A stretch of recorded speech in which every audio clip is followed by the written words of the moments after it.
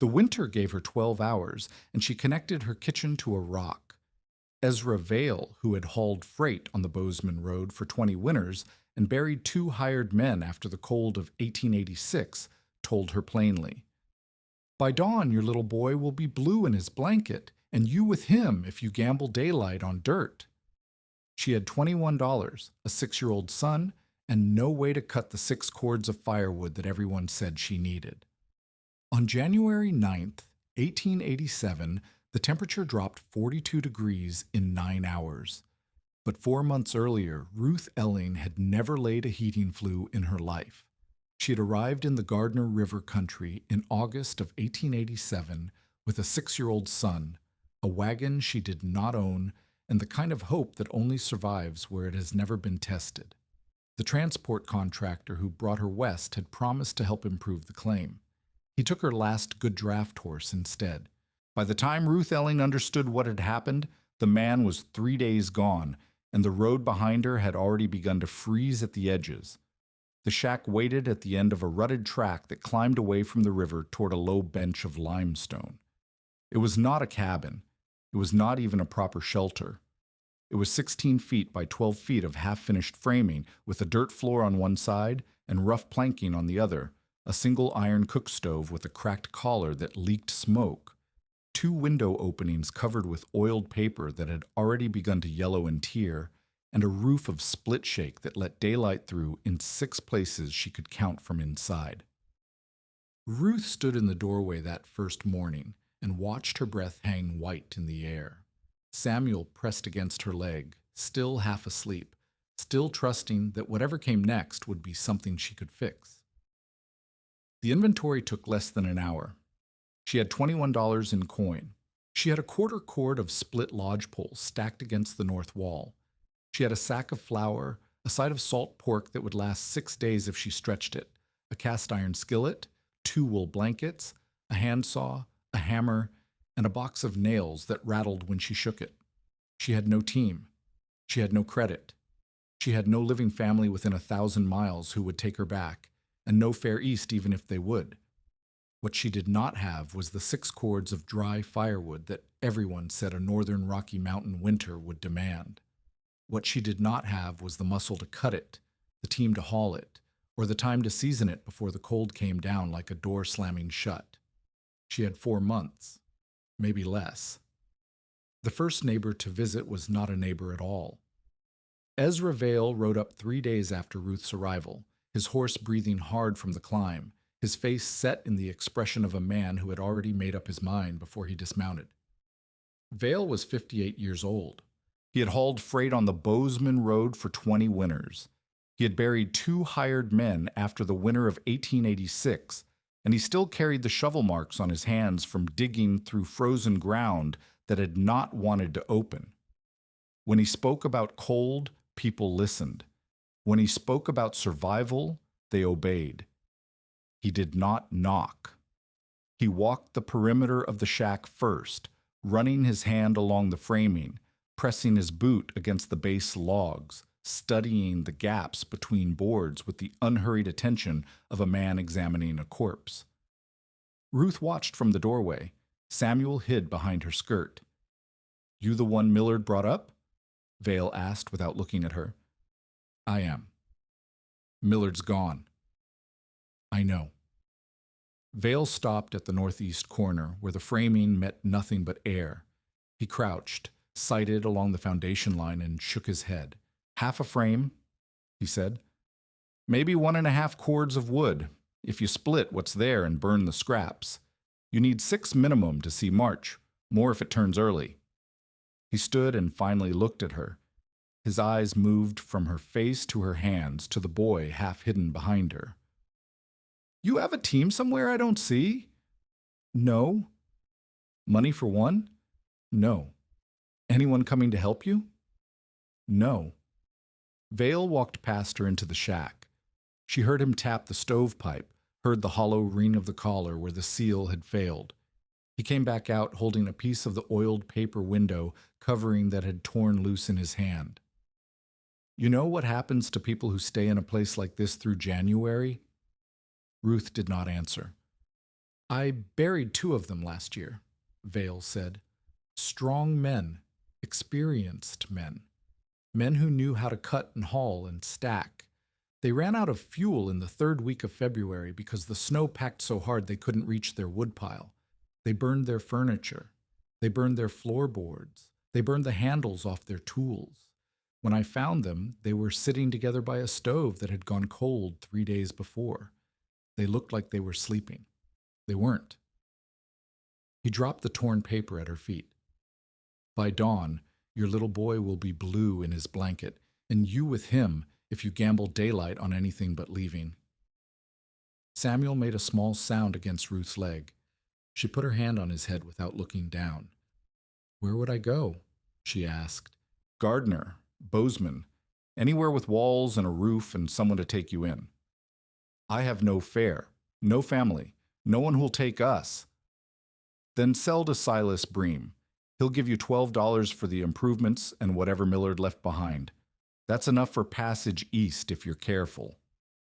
$12 for a claim worth 10 times that if the rail trade grows.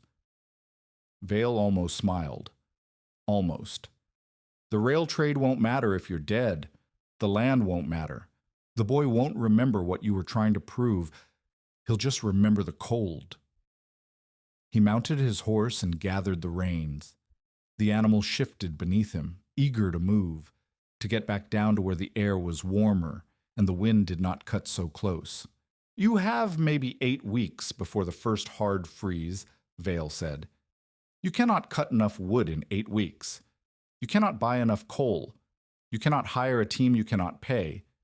The only sane choices are to leave with me before weather closes or sell out to Bream and take what you can get. He waited.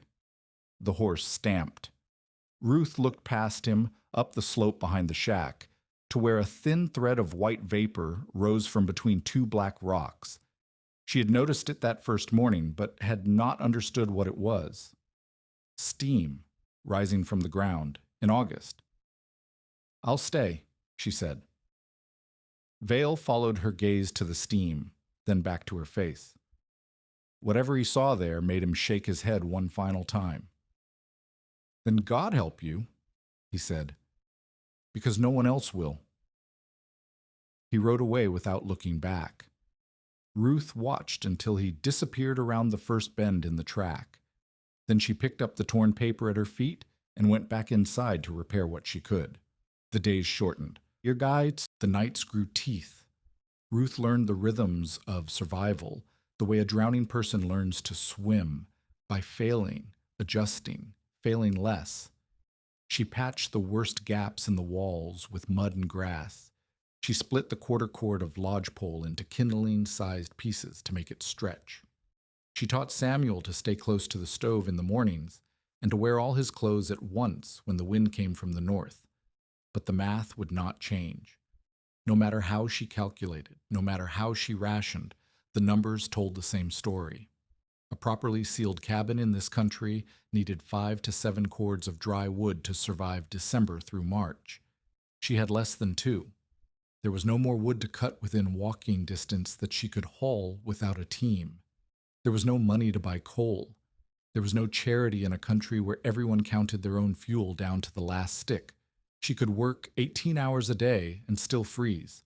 She could sell to Silas Bream, take the $12, and abandon everything she had left. Or she could find another way. The moment came in late September, 3 weeks after Ezra Vale's visit, on a morning so cold Ruth could see her breath inside the shack before she opened the door. Samuel was still sleeping. She had wrapped him in both blankets and laid him on the kitchen side where the rough planks held a little warmth from the stove. She was standing by the wash basin, breaking the skin of ice that had formed overnight, when she noticed something strange. The water in the basin near the rear wall was not frozen. She touched it.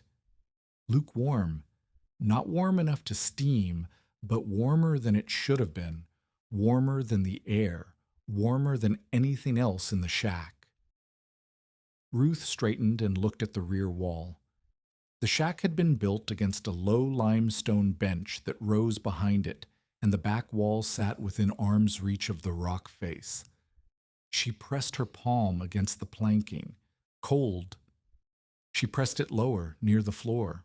Less cold. She crouched and pressed it against the dirt itself. Warm. Her heart beat faster. She pulled on her boots and coat and stepped outside into the gray dawn light. The steam she had noticed weeks ago was still rising from between the black rocks on the bench above. Thicker now, in the cold air, a white thread climbing toward a white sky. But that was 50 paces away, up the slope. What she felt came from closer than that. She walked along the base of the limestone bench, pressing her hand against the rock every few feet. Cold, cold, cold. Then, at a spot directly behind the shack, not cold. She crouched and pushed away the thin layer of frost that had formed overnight. The soil beneath was damp, warm. Ruth sat back on her heels and stared. Her father had been a stonemason and well digger in the limestone country near Dubuque. He had taught her things she had not thought about in years: how to read rock, how to feel for water, how to know when the ground was hiding something.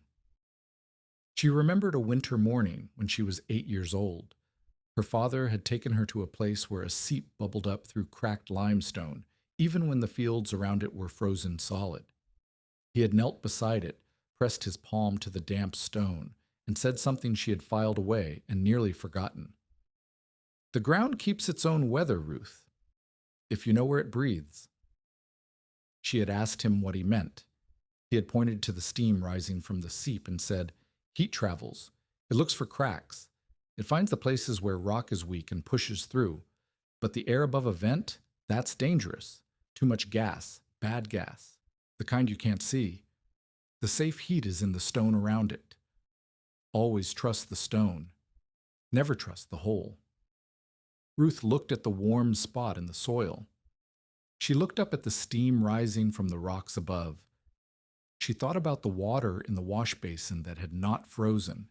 The heat was not coming from above. It was coming from below, moving through the ground, spreading through the rock, and it was already reaching her shack. That night, after Samuel fell asleep, Ruth sat by the stove and drew diagrams in the ash on the hearth. The problem was simple. She could not feed enough fuel into a fire to keep the shack warm. The solution, if there was one, had to come from somewhere else. The Yellowstone country was famous for its hot springs and geysers. Ruth had heard stories before she came west: water boiling up from the ground, steam venting through cracks in the rock, whole valleys that smelled of sulfur and stayed warm even in the deepest winter. She had thought of it as a curiosity, something for tourists to gawk at. She had not thought of it as a tool, but the warm soil behind her shack said otherwise. The steam vent on the bench above was too far away to use directly. Even if she could pipe the steam down to the shack, her father's warning rang in her memory. The air above a vent was dangerous. Gases collected there, sulfur, things that could poison the air, could kill a sleeping child without warning. She could not pipe raw vent heat into a sealed room, but she could capture the warmth that spread through the stone around the vent. She could carry that warmth beneath her floor. She could make the ground itself into a kind of stove. Ruth sketched the idea in the ash. A shallow pit beside the warm seam in the rock, not on top of the dangerous vent, but near it, where the stone was heated by proximity. A cap of flat stone and clay over the pit, creating a chamber to collect the warmth. Short runs of pipe, clay drain tile, the kind used for kitchen drains and field drainage, running from the chamber to the crawl space beneath the kitchen floor. 2 low stone piers under the lifted floorboards, creating a gap where warm air could move, and a separate vent, leading outside, to bleed off any dangerous gases before they could collect. It was not a stove. It was the opposite of a stove. Instead of burning fuel and pushing heat into a room, it pulled heat from below and let it rise through the floor. The Romans had done something like it, she had read once. Hypocausts, they were called. Floors heated by hot air moving beneath. But they had used furnaces. She would use the ground itself. If it worked, she would have warmth without fuel. Warmth that did not need feeding. Warmth that would last as long as the rock stayed warm. If it failed, if the heat was not enough, if the seals cracked, if the gases seeped through, she would have wasted her last chance to gather wood before winter sealed her in. Ruth wiped the ash clean and started again, drawing the layout more carefully this time. The pit here, the chamber here, the tile runs here, the vent here. The risk was everything. The reward was survival. Nora Pike arrived 2 days later, her face red from the cold, her breath coming in clouds as she climbed the slope toward Ruth's shack. She was the wife of a settler whose claim lay 2 miles to the south, a practical woman in her 30s who had survived 4 winters in the territory and lost 2 children to fever in the second. She had come, she said, to see if the rumors were true. "They're saying in Gardner you've lost your mind," Nora said, standing in Ruth's doorway, looking at the half-dug trench that now ran from the warm spot behind the shack toward the rear wall. "They're saying you're digging for gold or burying something you don't want found." Ruth set down her shovel.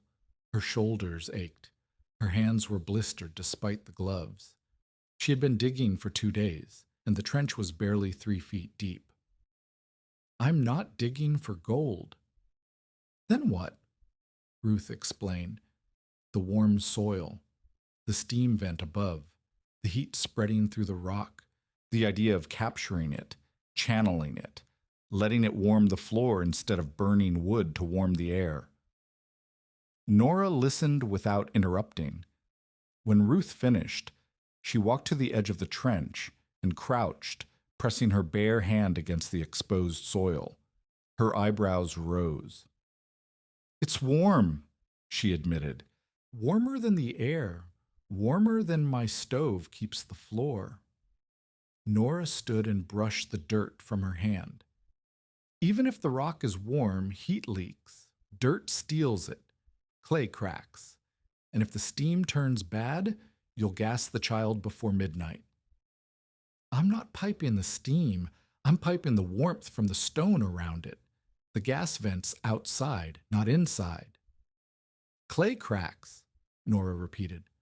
"One crack in the seal, and everything you're trying to keep out comes in. Then I'll seal it well." "With what?" "Hope." Ruth picked up her shovel. "With clay and ash and wool and whatever else holds heat and blocks air. I watched my father seal wells in limestone country. The principles are the same." Nora looked at the trench, at the shack, at the thin thread of steam still rising from the rocks above. She looked at Ruth's blistered hands and exhausted face. She looked at Samuel, who was watching from the doorway with wide eyes. "The principles may be the same," Nora said finally, "but your father had years of practice. You have weeks. If this fails, you won't have time to try anything else. If I don't try this, I have nothing to try at all." Nora was quiet for a long moment. The wind picked up, carrying the faint smell of sulfur down from the vent above. "My husband says you're a fool," she said. "What do you say?" Nora looked at her.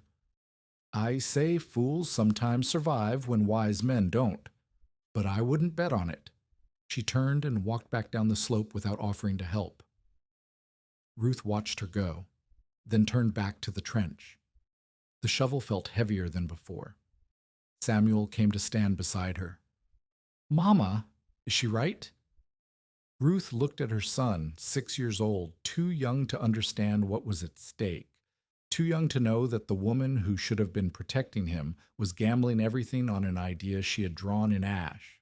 "I don't know," she said, "but we're going to find out." The hostile scrutiny came 3 days later, wearing a wool coat and a smile that did not reach his eyes. Silas Bream was 42 years old. He owned the general store in Gardner, held notes on half the claims in the valley, and had made a small fortune buying land from desperate settlers at pennies on the dollar. He was not a cruel man in the way that wolves are not cruel. He simply operated according to his nature, which was to profit from weakness wherever he found it. He had been waiting for Ruth to fail since the day she arrived. "Mrs. Elling," he said, tipping his hat as he approached. His eyes moved to the trench, to the pile of clay tile she had scavenged from behind an abandoned way station, to the rough stone she had begun stacking beside the warm seam. "I see you've been busy." Ruth did not stop working. "Mr. Bream, the boys in town are making bets on what you're building out here. Some say a root cellar, some say a grave." He laughed, but there was no humor in it. "I told them I'd ride up and see for myself." "Now you've seen." Bream walked along the edge of the trench, his boots close enough to knock loose soil back into the hole she had spent days digging. He picked up one of the clay drain tiles and turned it over in his hands. "Sewer crockery," he said. "Kitchen drain pipe. Where did you get this?" "The old way station behind Miller's claim. He said I could have whatever was left." "And you're planning to—" "What? Run your kitchen waste down to the river?" "I'm planning to heat my floor." Bream's smile froze. He set the tile down carefully. "Heat your floor?" "With the warmth from the rock. There's a hot seam running beneath the bench there. I'm going to capture it and channel it under the planking." "You're going to heat your floor with dirt." "With warm rock, with the same heat that makes the steam rise from those vents." Bream looked up at the white vapor climbing from the bench, then back at Ruth. The smile returned, but different now. Pitying. "Mrs. Elling, Ruth. May I call you Ruth?" He did not wait for permission. "I understand you're in a difficult position. I understand Millard left you with nothing and no one. But this—" He gestured at the trench, the tiles, the piled stone. "This is not the answer. This is madness dressed up as ingenuity." Ruth kept digging.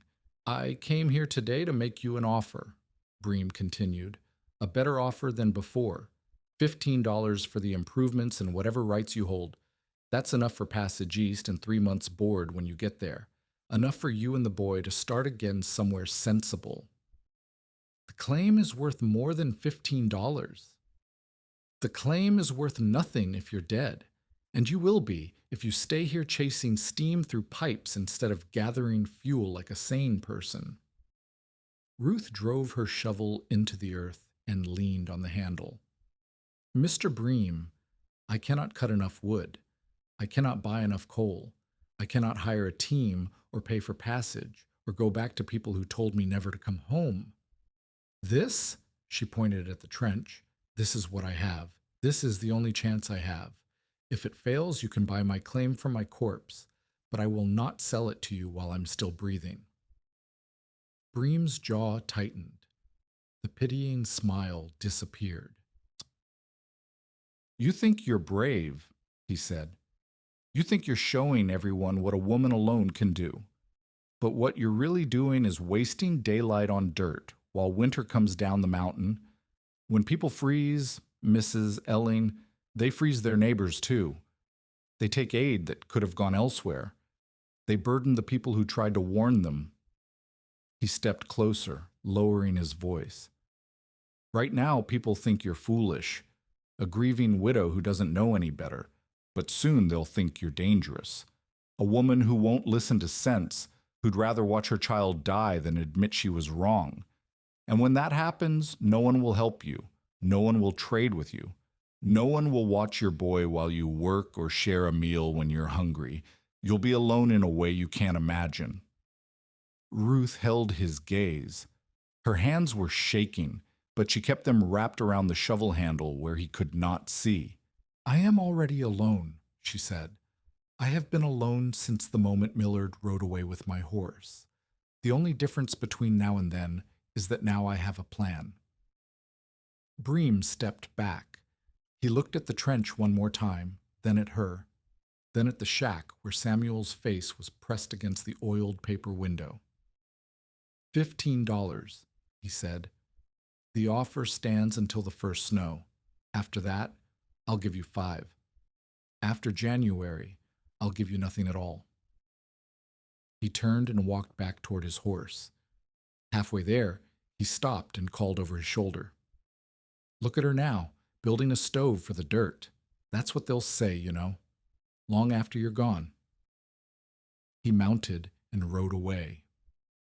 Ruth watched him disappear around the bend, then turned back to her trench. Her shovel bit into the warm earth. Again. Again. Again. Samuel came out of the shack and stood at the edge of the hole. "Mama, why was that man angry?" Ruth did not stop digging. "Because he wants something I won't give him." "What?" "Our home." She threw a shovel load of dirt onto the pile. "Our chance." She dug until her arms gave out, and then she dug some more. If you've ever been told your idea was madness by someone who didn't understand what you were building, tell us about it in the comments. Because what Ruth did next would prove that sometimes the people who call you crazy are the ones who can't see what's coming. The first hard frost arrived on the 12th of October, painting the valley white and freezing the top inch of the trench solid overnight. Ruth woke before dawn to find her breath hanging thick in the air above her blanket. The stove had gone cold. The water in the wash basin had a crust of ice. Samuel was curled beside her, shivering in his sleep. She rebuilt the fire with hands that shook and would not warm, fed it the last of the kindling she had split the night before, and waited until the shack climbed back above freezing. Then she pulled on every piece of clothing she owned and went outside to see how much the frost had cost her. The trench walls had partially collapsed where the ice had formed and melted. A full day's digging undone in a single night. The pile of clay tiles she had stacked near the warm seam was still dry. The ground around the seam had not frozen, but the mortar she had mixed to seal the joints had hardened too fast and cracked when she tried to move it. Ruth stood in the gray dawn and calculated. She had 3 weeks, maybe 4, before the ground froze too hard to dig. She had the trench half finished. She had not even begun laying the tile or building the stone chamber that would cap the warm seam. She had not lifted the floorboards or constructed the piers that would create the air gap beneath. She had not built the exterior vent that would carry dangerous gases away from the shack. She had been working alone for 2 weeks. At this pace, she would not finish in time. The solution came walking up the slope an hour later, carrying a canvas bag over one shoulder and a pickaxe over the other. He was old, 60 at least, with a face like cracked leather and hands that had been broken and healed wrong in at least 2 places. He wore a coat patch so many times it was more thread than fabric, and he walked with a limp that favored his left leg. When he reached the trench, he stopped and looked at it the way a master carpenter looks at an apprentice's first attempt at a joint. "Too shallow," he said. "You'll lose a third of your heat before it reaches the wall." Ruth straightened. "Who are you?" "Tomas Dravek." He set down his bag and pickaxe. "Bohemian, before you ask. Came west with the railroad. Cut stone for the smelters until my lungs gave out." "I didn't send for anyone." "Nora Pike sent for me. Told me there was a woman on the ridge trying to pipe warm air from the hot rock, and that she was either brilliant or insane, but either way she could use help." Ruth looked at the pickaxe, at the canvas bag that clinked when he set it down, at the hands that knew stone, even though they had been broken. "I can't pay you." Tomas Dravek crouched at the edge of the trench and pressed his palm against the exposed soil. He held it there for a long moment, his eyes half closed, as if listening to something Ruth could not hear. "You've found the heat," he said. "It's moving laterally, spreading through the seam. The vent above is too hot, too much gas, but here, at this depth, you've got clean warmth moving through good stone." "I know." "Do you know where to tap it? Where the rock is soft enough to hold a seal, but hard enough not to collapse? Where the gas bleeds off, and where it collects?" Ruth hesitated. "Not exactly." Thomas stood, groaning as his knees straightened. Then you need me, and I don't want your money. What do you want?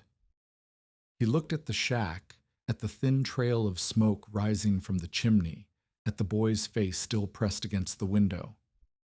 A warm place to sit on the days my lungs won't let me work. A cup of coffee when you have it.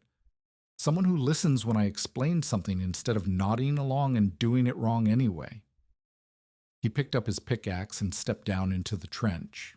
Now, this seam you found, show me exactly where the heat is strongest, and then I'll show you where to dig so you don't kill yourself and the boy trying to stay warm. Ruth looked at him, this stranger who had appeared out of the frost like an answer to a prayer she had not known she was praying, and something in her chest loosened for the first time since Millard had ridden away.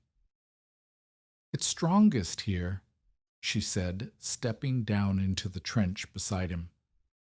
And here, the rock changes color where the heat moves through it. Thomas nodded, already studying the stone. Good. You see more than most. Now. He pulled a small hammer from his bag and tapped the exposed rock face. The sound rang back, hollow in some places, dead in others. You hear that? Hollow means air pockets, bad for sealing. Dead means solid, good for heat transfer. You want to cap where it's dead, but near where it's warm, like catching water without standing in the stream. He tapped again, listened, moved 6 inches, and tapped once more. Here, he said. This is where you build your chamber. The heat is good, and the stone will hold. Ruth marked the spot with a piece of charcoal. Then she picked up her shovel and began to dig where he pointed. For the first time since August, she was not alone. The work took on a new rhythm. Thomas came each morning at first light and stayed until his lungs forced him to rest, which usually happened around midday. He taught Ruth to sound stone with a hammer and listen for the difference between hollow and solid. He taught her to mix mortar with ash and chopped horsehair so the seals would shrink less as they dried. He taught her to test draft with a candle flame, watching which way the air pulled. You're not building a stove, he told her on the 3rd day, as they laid the first run of clay tile from the chamber toward the shack wall. You're building a path. Heat wants to rise. Your job is to catch it low and let it spread before it escapes. What about the gas? The gas wants to rise too, but gas is lighter than warm air. If you vent the highest point of the system outside the shack, the gas goes up and out. The warm air, heavier, stays low and flows under the floor. He showed her how to angle the exterior vent pipe so rain and snow would not enter. He showed her how to set the stone caps on the collection chamber so they could be lifted for inspection. He showed her how to build the low piers beneath the floorboards, creating an air gap just wide enough for the heat to spread, but not so wide that it dissipated before it reached the planks. The work was brutal. Ruth's hands cracked and bled. Her back screamed every morning when she tried to stand. She skipped meals to save food for Samuel and felt the weakness creep into her arms a little more each day. But the system grew. By the end of the first week, the collection chamber was complete, a stone-capped pit 4 feet deep, lined with clay and sealed with mortar, positioned exactly where Thomas had marked the sweet spot between warmth and solid rock. By the end of the 2nd week, the first run of tile was laid, sloping gently from the chamber to a sleeve in the shack's rear wall. By the end of the 3rd week, the floorboards were lifted and the piers were built, and warm air began to trickle beneath the kitchen planking for the first time. Ruth pressed her palm against the rough wood and felt it, warmth rising from below, without a fire, without fuel, without burning anything at all. It works, she breathed. Thomas, sitting on an overturned bucket with his coat pulled tight against the cold, allowed himself a small smile. It works a little, he said, on a clear day with no wind. Wait until the real cold comes. Wait until the ground around your seam drops 40 degrees and tries to steal the heat before it reaches the wall. Then tell me if it works. Ruth kept her hand on the warm plank. Somewhere beneath her feet, heat was moving through stone and clay and tile, rising through dirt and air gap, and wood to touch her palm. It was not enough yet. It might never be enough, but it was a start. The weather turned on the 29th of October. Ruth woke to find the world changed. The thin gray light that filtered through the oiled paper windows had a quality she had not seen before, flat and cold and somehow heavy, as if the air itself had thickened overnight. When she opened the door, the wind hit her face like a slap. The temperature had dropped 20 degrees since nightfall. The sky was the color of iron.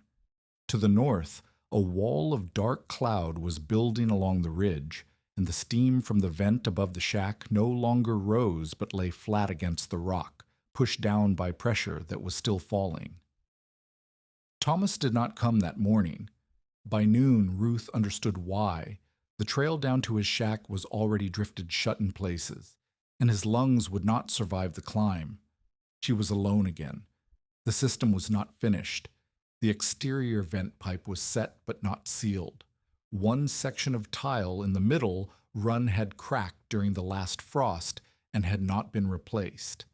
The air gap beneath the floor only covered the kitchen half of the shack. The other half, where the dirt floor remained, was as cold as the air outside. And the seal at the wall sleeve, where the tile entered the crawl space, was already showing a thin line of condensation that could turn to ice and crack the clay apart. Ruth looked at the work remaining, then at the sky, then at Samuel, who was watching her from the doorway with eyes that understood more than a 6-year-old should. "Mama, is it coming?" "Yes." "The bad cold?" "Yes." "Are we ready?" Ruth looked at the warm plank beneath the kitchen table, at the cracked tile she had not replaced, at the vent pipe that still needed sealing, at the half-finished floor that was half a floor. "Almost," she said. "We're almost ready." She picked up her tools and went back to work. The wind was rising, the light was failing, and somewhere in the north the first real storm of winter was gathering itself to fall. The next 36 hours became a kind of fever dream measured in shovel loads and hammer strikes. Ruth worked through the first night by lantern light, sealing the exterior vent pipe with a mixture of clay and ash that she had to warm by the stove before it would spread. The wind tore at her coat and drove grit into her eyes. Twice she dropped tools into the dark and had to search for them on her hands and knees. Once she slipped on the frozen slope and slid 10 feet before catching herself on a rock outcrop, the lantern swinging wild above her head. By dawn, the vent was sealed. But the cracked tile remained. She had no replacement. The abandoned way station where she had scavenged the original pipes was 4 miles away, and the trail was already drifting shut. Even if she could reach it, even if she could find another section of unbroken tile, she could not carry it back through the building storm. The solution came from Thomas, though he was not there to offer it. Ruth remembered something he had said during one of their early sessions, when she had asked what to do if a tile cracked after the system was sealed. "You don't replace it," he had told her. "You patch it. Clay inside and out, ash mixed in, horsehair if you have it. Pack it tight and let the heat cure it. Won't be pretty, but it'll hold."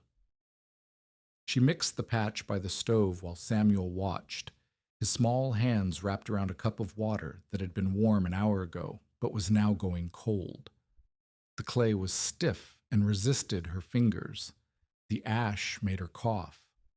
The horsehair pulled from an old blanket backing she had saved without knowing why, tangled and clumped. But she got it mixed. She got it down into the crawl space, working by the light of a single candle, her body folded into spaces too small for comfortable movement. She packed the crack from inside and outside both, smoothing the patch until it felt solid under her fingers. When she crawled back out, Her arms were shaking, and her vision was blurred with exhaustion. Samuel was asleep by the stove, still holding the cold cup. Ruth looked at the sky through the oiled paper window. The clouds were lower now, pressing down on the valley like a lid. The steam from the vent above had disappeared entirely, pushed flat against the rock by pressure that was still falling. She had done what she could. Now there was nothing to do but wait. The system ran for the first time at full operation that afternoon. Ruth had opened the draft path from the collection chamber, cleared the air gap beneath the kitchen floor, and sealed the last of the joints at the wall sleeve. Warm air began to move through the tile runs, rising through the piers, spreading beneath the planks. She knelt on the kitchen floor with her palm pressed flat against the wood. Beneath her hand, the grain was warm. Not hot, not like a stove or a hearth, but warm the way sun-heated stone is warm, steady, and deep, and somehow alive. She moved her hand to a different spot. Warm. Another spot. Warm. The entire kitchen half of the floor, 16 square feet of rough planking, was holding heat that had risen from stone 50 feet away through clay pipes she had laid with her own bleeding hands. Samuel crawled over and pressed his palm beside hers. "It's warm," he said, wonder in his voice. "It's warm." "Is it magic?" Ruth almost laughed. "No, it's the ground. The ground is warm here, and I found a way to bring that warmth inside." "Will it keep us safe?" She looked at her son, his thin face, his trusting eyes, his small hand pressed against the wood as if touching something miraculous. "I hope so," she said. "We're going to find out." Ezra Vale returned that evening, his horse laboring through drifts that had already reached knee height.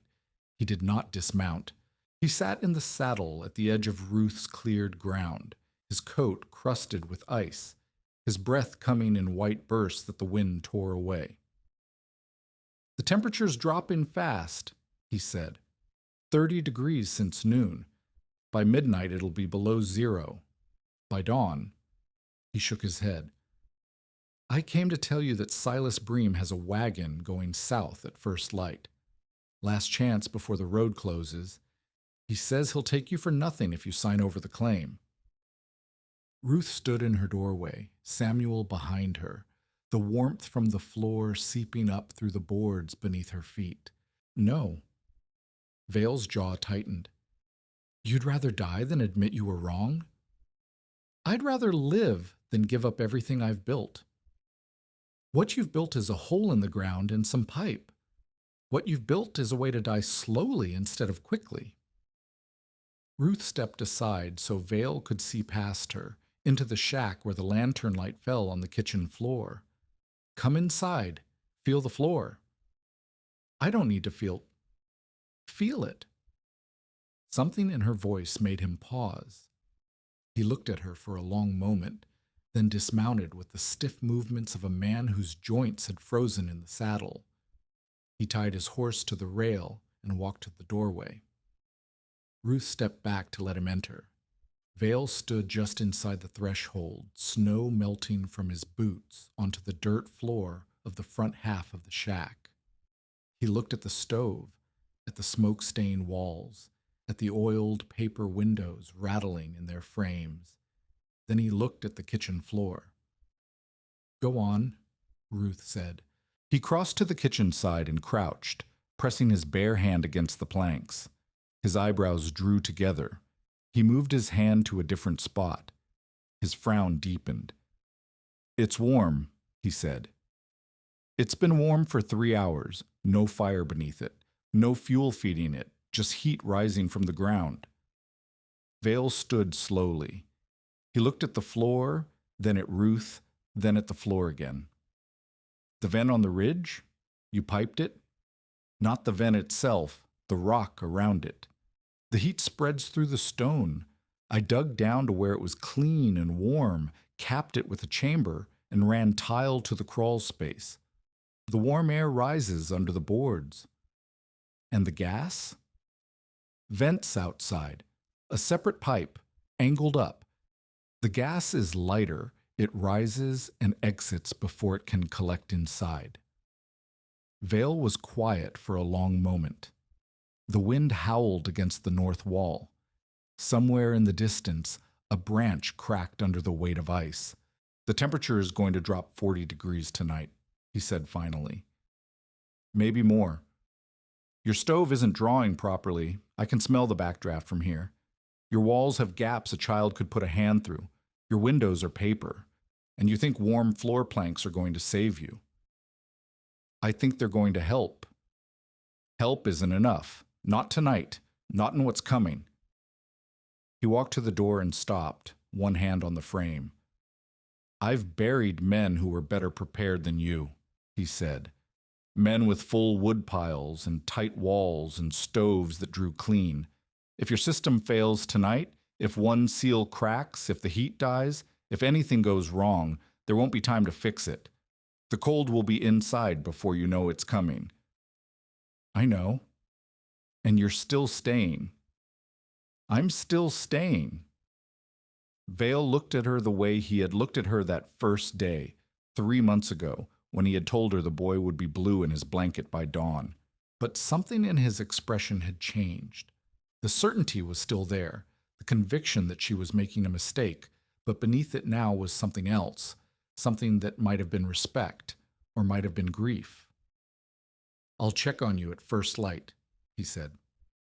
If there's no smoke from your chimney, I'll know. He mounted his horse and rode away into the gathering dark. Ruth watched until the snow swallowed him, then closed the door and turned to face the night. The temperature began to fall in earnest around 8 o'clock. Ruth had a cheap alcohol thermometer hanging from a nail at child height near the kitchen table.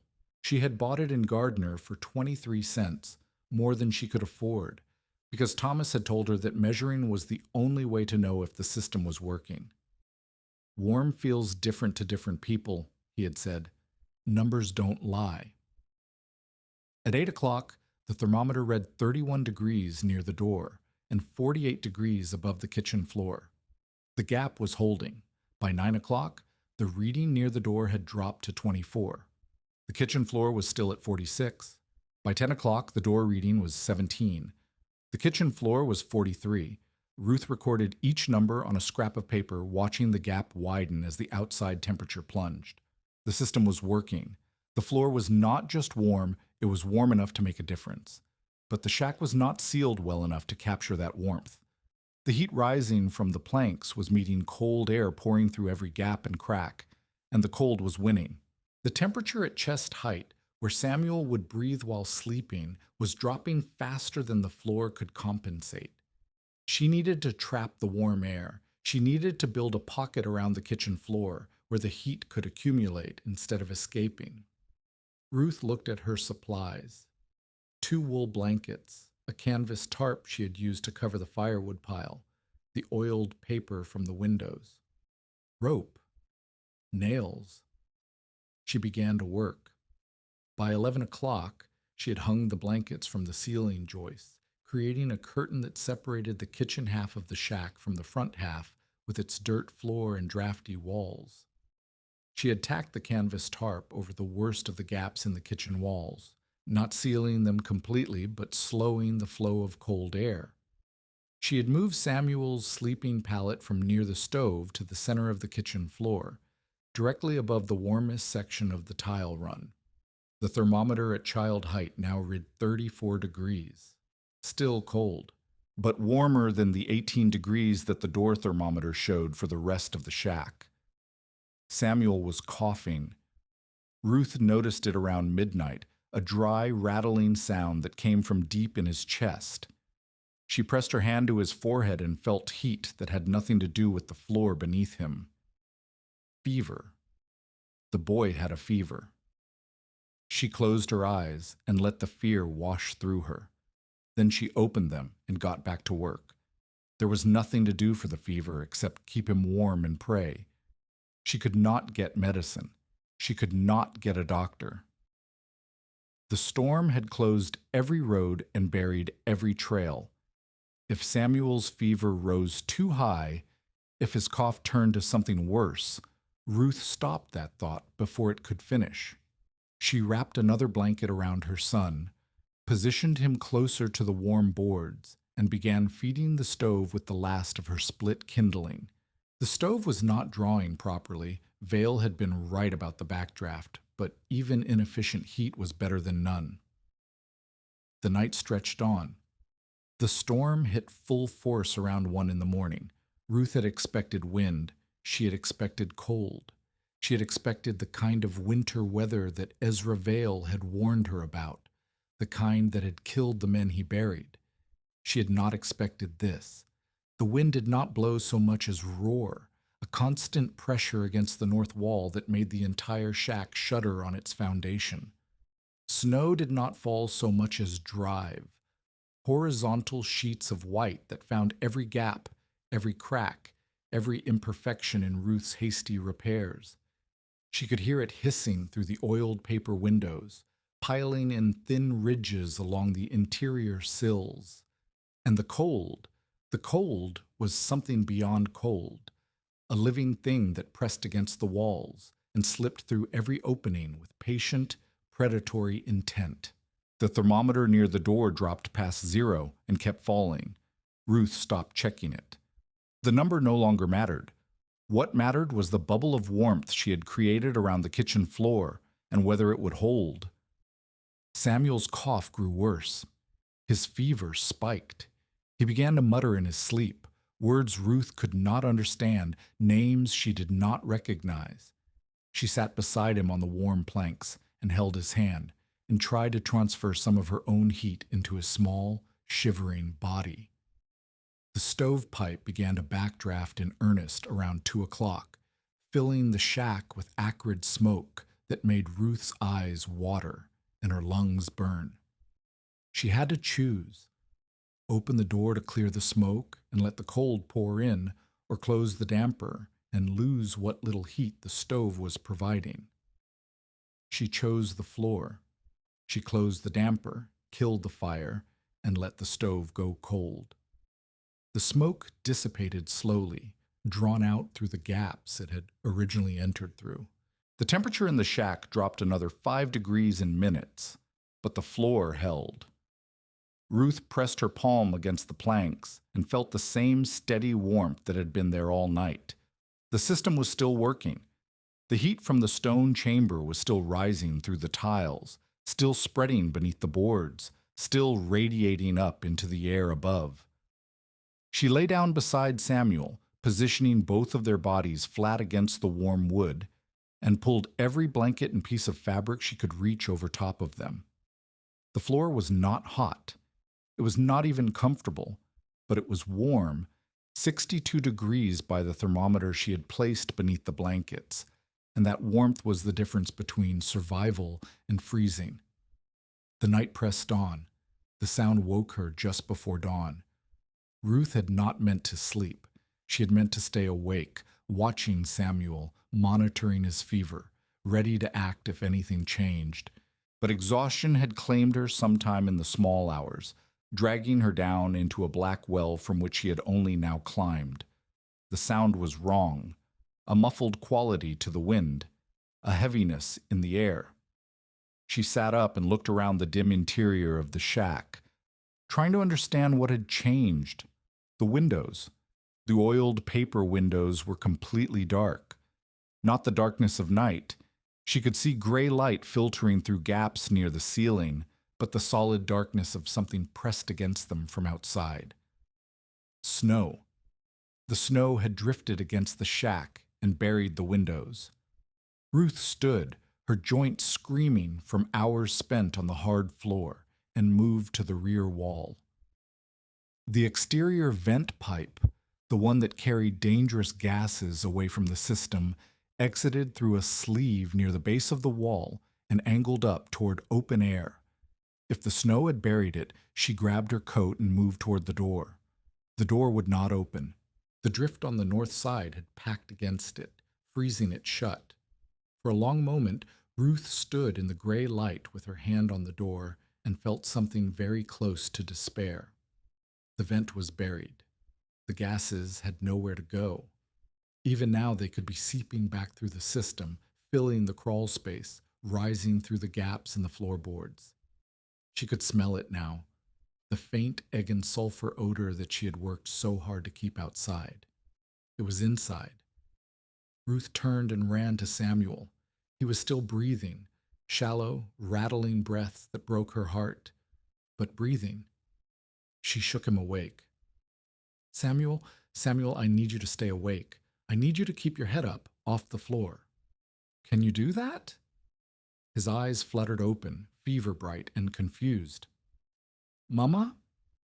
I have to go outside. I have to clear the vent. While I'm gone, I need you to stay sitting up. Don't lie down. Don't put your face near the floor. Promise me. Promise, he mumbled, not understanding but obeying. Ruth grabbed the shovel that stood by the door, checked the rope that was coiled on the floor, a precaution Thomas had insisted on, a lifeline to find her way back if the storm turned everything white, and began to work on the door. It took 10 minutes to force it open. The drift on the other side had frozen solid, and she had to chip away at it inch by inch, her arms burning with effort that they no longer had strength for. When it finally gave way, the cold hit her like a physical blow, driving the breath from her lungs and making her eyes water instantly. She tied one end of the rope to the door frame and the other around her waist. Then she stepped out into the storm. If you're invested in whether Ruth and Samuel survive this night, subscribe now, because what happens in the next 5 minutes will determine everything. The world had disappeared. Ruth could not see the slope behind the shack. She could not see the rocks where the steam vent rose. She could not see her own feet in the driving snow. The wind tore at her coat and threatened to knock her off balance with every step. She moved by feel, one hand trailing along the wall of the shack, counting the boards until she reached the corner. The vent pipe should be here, 3 feet from the corner, angled up toward the rock face, protected by a hood that Thomas had built from scrap tin. Her hand found nothing but snow. She dropped to her knees and began to dig, plunging her arms into the drift up to the shoulder, scooping snow away from the base of the wall.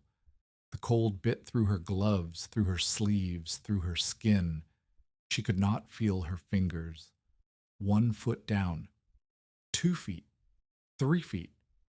Her hand struck metal, the hood of the vent. Ruth cleared the snow from around it, working by touch alone, unable to see what she was doing. The vent was clogged with ice, frozen condensation from the system's own exhaust, packed solid by the driving wind. She had no tool to clear it. She had only her hands. She pulled off her gloves and began to chip at the ice with her fingernails. The pain was immediate and total.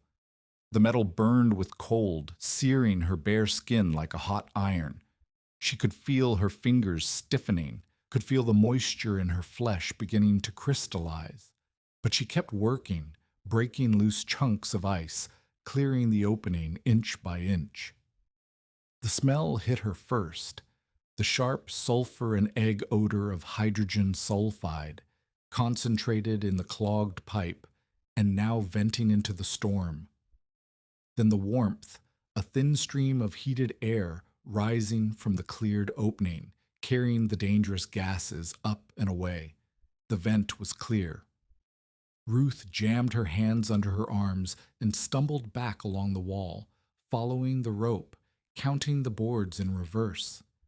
The door was still open. The gray light from inside was a beacon in the white chaos. She fell through the doorway and kicked the door shut behind her. The sound of the storm dropped to a muffled roar. The air inside the shack was cold.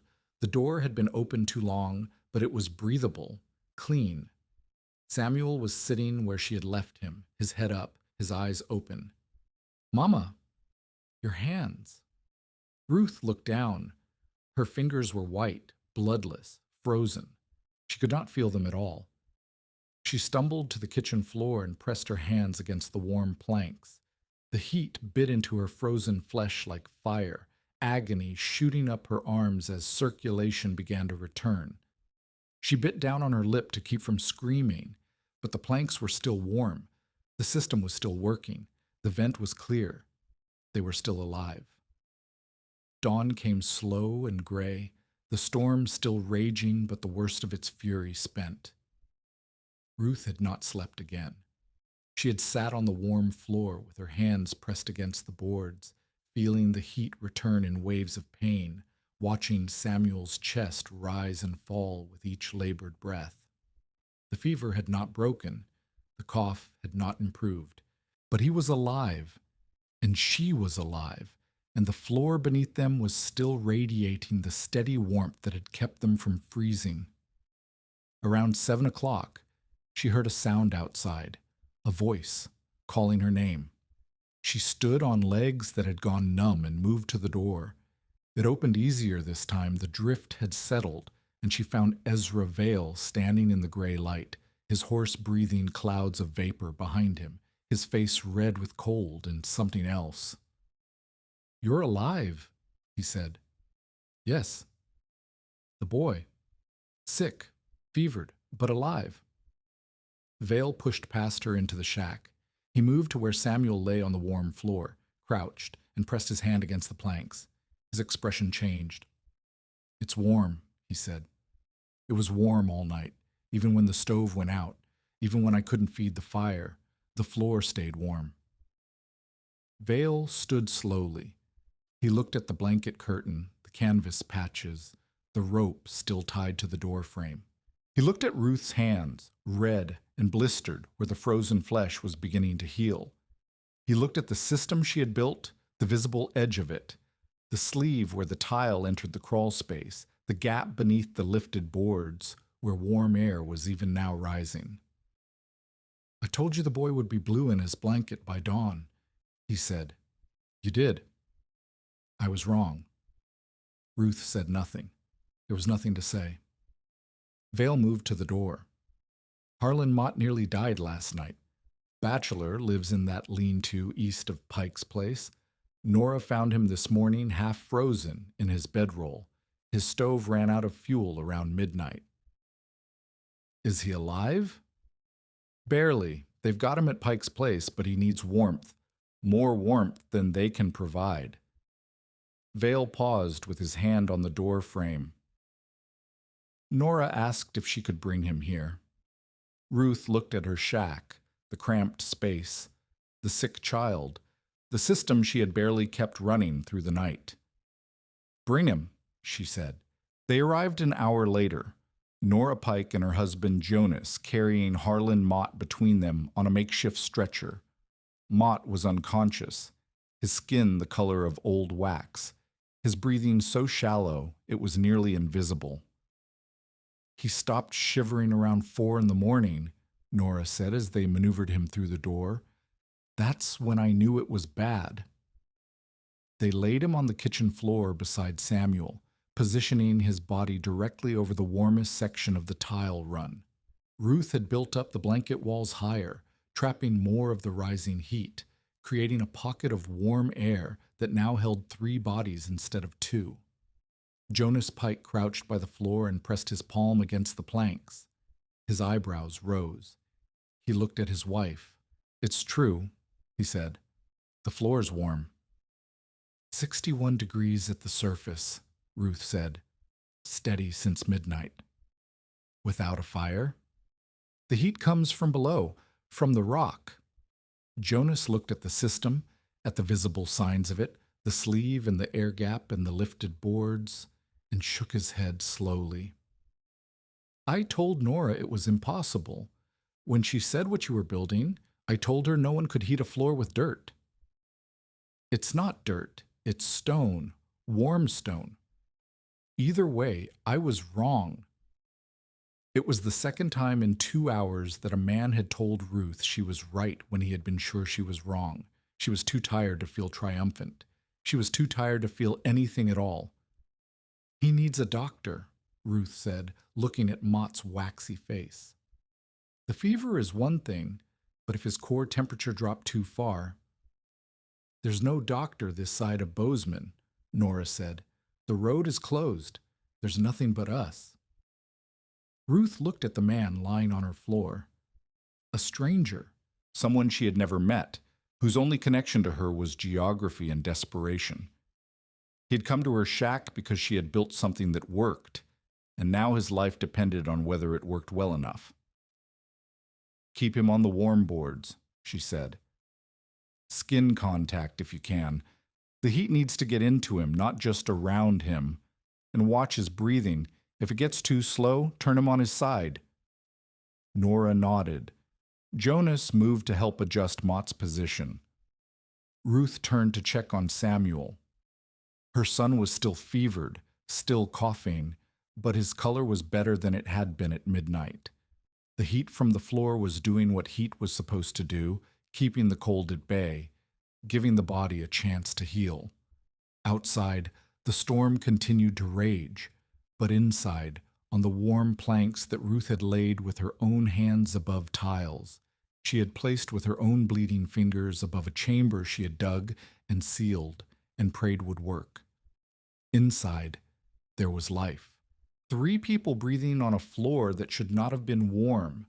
3 people alive because one woman had refused to do what everyone told her was the only sane choice. Harlan Mott woke around noon. He came back to consciousness slowly, his eyes opening and closing several times before finally staying open. He looked at the ceiling above him, rough-hewn rafters, smoke-stained, and then at the faces surrounding him. Ruth, Nora, Jonas, Samuel sitting nearby with a blanket wrapped around his thin shoulders. "Where?" His voice cracked. He tried again. "Where am I?" "Ruth Elling's place," Nora said. "On the ridge. You nearly froze last night." Mott tried to sit up, winced, and settled back down. "My shack." "Your shack is fine, or will be when the storm breaks. You're what matters now." He lay still for a moment, processing. Then his hand moved, pressing flat against the floor beneath him. "The floor's warm," he said. "Yes." "How is the floor warm?" Ruth explained. "The seam in the rock, the collection chamber, the clay tiles, the air gap beneath the boards." Mott listened with the focused attention of a man who had nearly died and wanted to understand what had saved him. "You built this?" he asked when she finished. "With help. A man named Tomas Dravek showed me how to read the stone." "And it works? Through a storm like last night?" "It works." Mott was quiet for a long moment. Then he turned his head and looked at Ruth with something that might have been wonder or might have been the beginnings of hope. "Can you teach me?" he asked. "My claim there's a hot spring on the back corner. I always thought it was useless, smelled bad, made the ground soft. But if you could do this there—" "Maybe," Ruth said, "when the storm breaks, when we know everyone survives."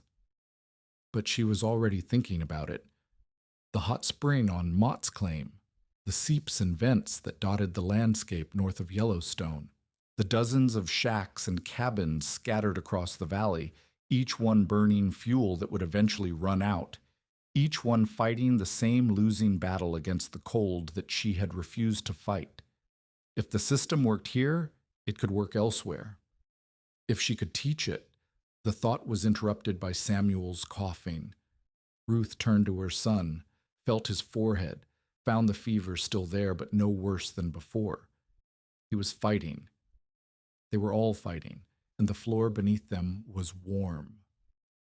The storm broke that evening, the wind dying as suddenly as it had risen, the clouds parting to reveal a sky full of stars that burned cold and bright above the frozen valley. Ruth stepped outside for the first time in almost 24 hours. The world had transformed. Snow covered everything, the rocks, the slope, the trail down to the main track.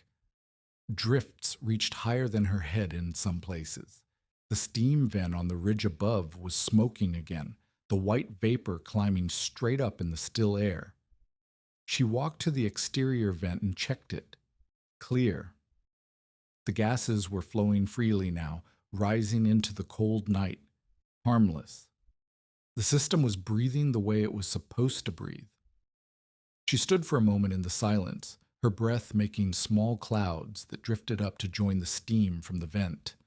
Her hands ached where the frostbite was healing. Her body felt hollowed out by exhaustion and fear, but she was standing. Her son was alive. 3 people were lying on warm boards inside her shack. Ezra Vale's words came back to her. By dawn, your little boy will be blue in his blanket. She looked up at the stars. Not today, she said to no one. Not today. Then she went back inside, lay down on the warm floor beside her son, and slept. Chunk 3 continues. The aftermath of the storm passed quickly. There was no time to linger on survival when survival meant getting back to work. Samuel's fever broke 2 days after the storm. Harlan Mott was on his feet within a week, weak but walking, and he returned to his own claim with a promise to come back when the ground thawed enough to dig. The snow settled and packed and became the floor of winter, and Ruth's shack on the ridge became something it had never been before. It became the place people came to get warm. Ezra Vale returned on the 3rd day after the storm, not to check if Ruth was alive, but to bring her something. He stood in the doorway holding a bundle wrapped in oilcloth, his expression unreadable. What is it? Ruth asked. Thermometer. Proper one. Mercury in glass, sealed against the damp. He held it out. Figured if you're going to do this thing, you ought to do it right. Ruth took the bundle. The thermometer inside was better than anything she could have afforded, the kind surveyors used, marked in fine gradations, housed in a brass case. Where did you get this? Had it from my army days. Thought I'd never need it again. Vale's jaw worked like he was chewing on words he did not want to say. I was wrong about you. I said you'd be dead by dawn, and you're not dead. I said the floor trick was madness, and it kept 3 people alive through the worst night I've seen in 20 winters. You were trying to help, in your way. I was trying to make you leave, because leaving made sense, and what you were doing didn't. He shook his head slowly. Turns out sense isn't always the same as right. Ruth hung the new thermometer beside her cheap alcohol one. The readings matched, 58 degrees at chest height, 64 at the floor. Will you help me? She asked. Not with the building, with the spreading. People need to see that someone like you believes it works. Vale was quiet for a long moment. Then he nodded. I'll help. God knows I owe you that much. Nora Pike came the next day with questions and a notebook. She walked the perimeter of Ruth's system the way Ezra Vale had walked the perimeter of the shack 3 months earlier, testing, touching, studying. She crouched beside the exterior vent and watched the steam rise. She lifted a loose floorboard and peered into the air gap beneath. She pressed her palm against the collection chamber's stone cap and held it there until she was satisfied. The heat is steady, she said, not like a fire that flares and dies. Steady, like the rock itself is warm. The rock is warm, has been for longer than anyone can remember.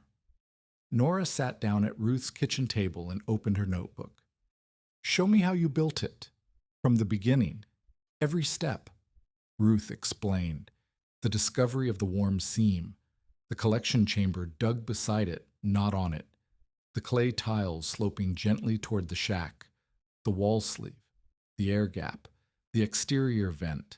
The seals made of clay and ash and horsehair.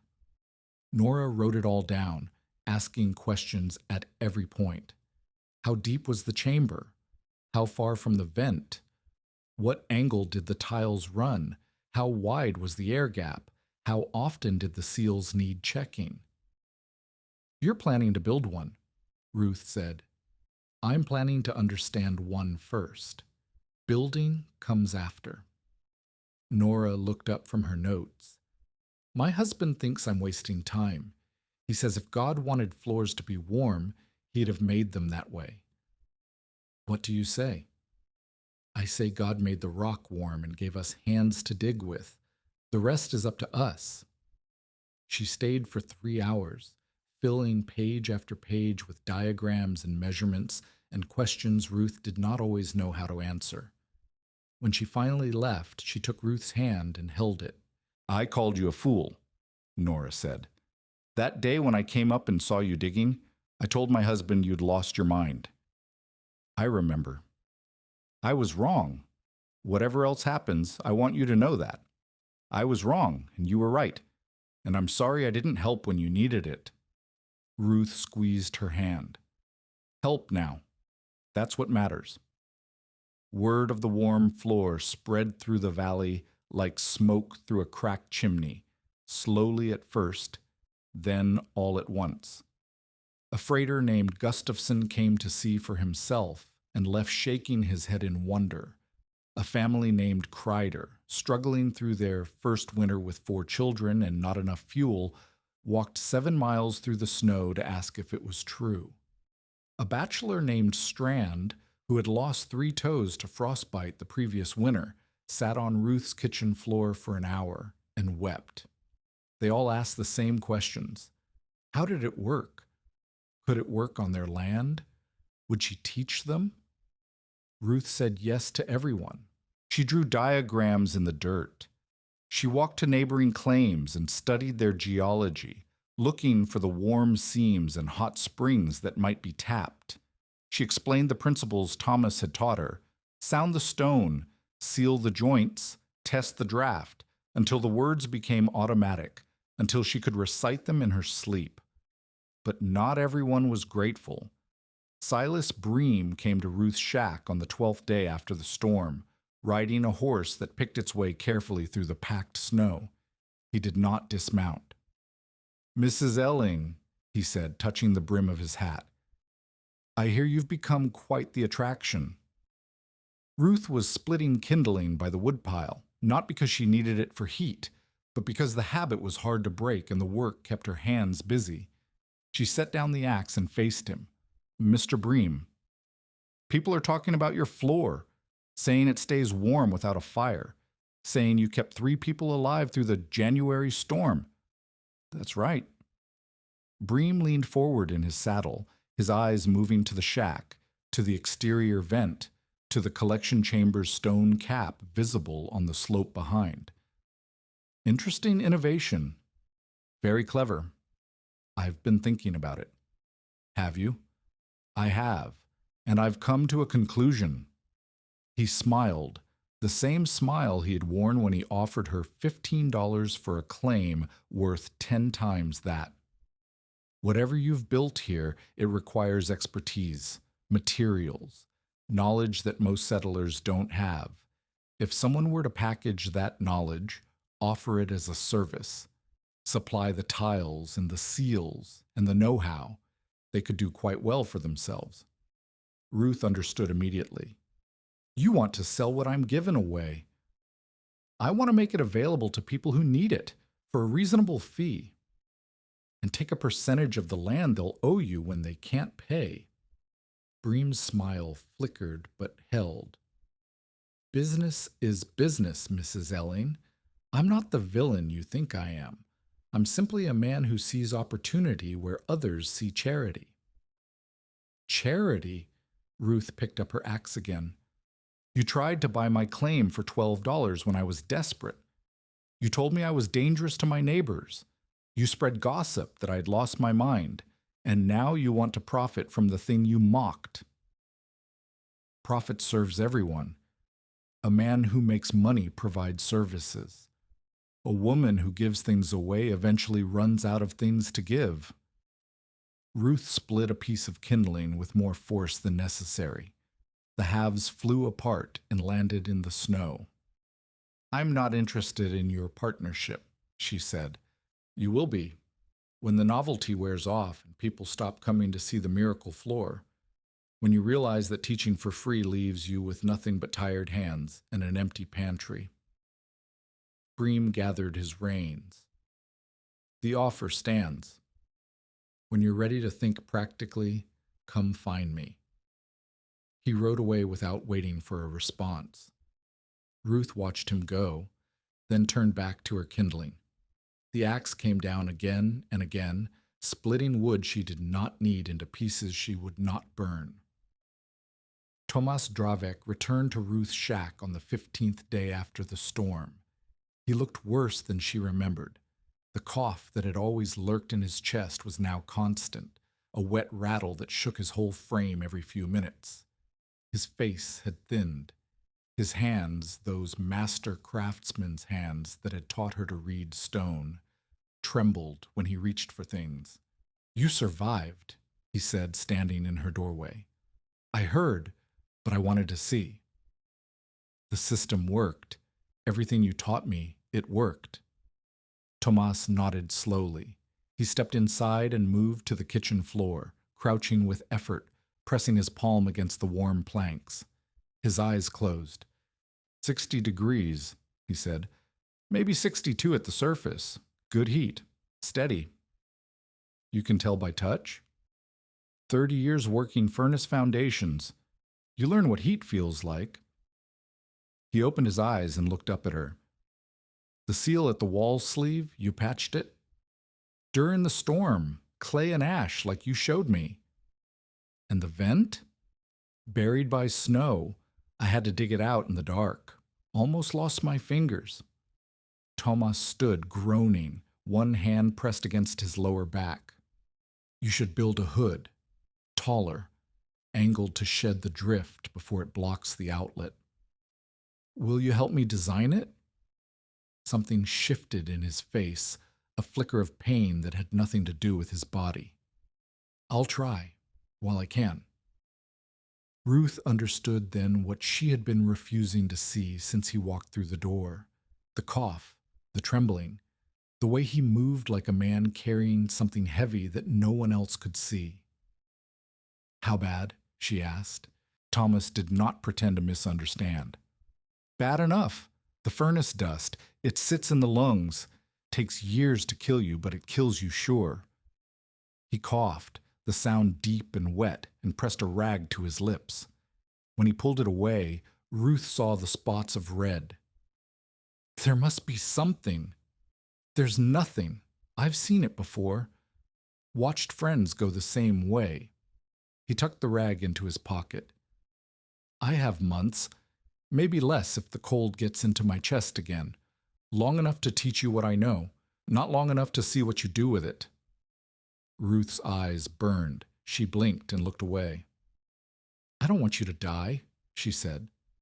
The words sounded childish, useless. Neither do I, but wanting doesn't change it. Tomas moved to the table and sat down heavily. So, let's not waste time on grief. Show me your drawings. Tell me who's come to ask questions, and let me help you while I still can. The weeks that followed became a kind of apprenticeship in reverse.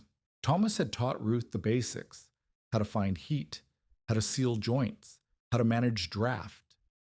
Now he taught her the deeper knowledge, the things that came from 30 years of working with stone and fire and the movement of air through spaces designed to contain it.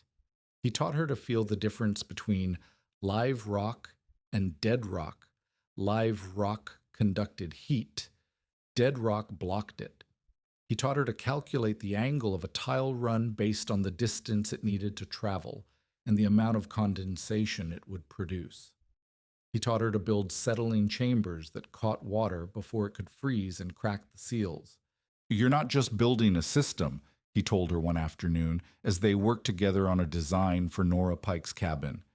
You're building for the people who come after, the ones who'll copy what you did without understanding why you did it. If your design is forgiving, it survives their mistakes. If it's not, it fails the first time someone cuts a corner. How do I make it forgiving? Redundancy. Two paths where one might do, seals that overlap, vents that clear themselves if the main one blocks. He sketched on the paper in front of them, his hand steadier when he was working. Assume the person building it is tired and scared and doing it in the dark, designed for that person.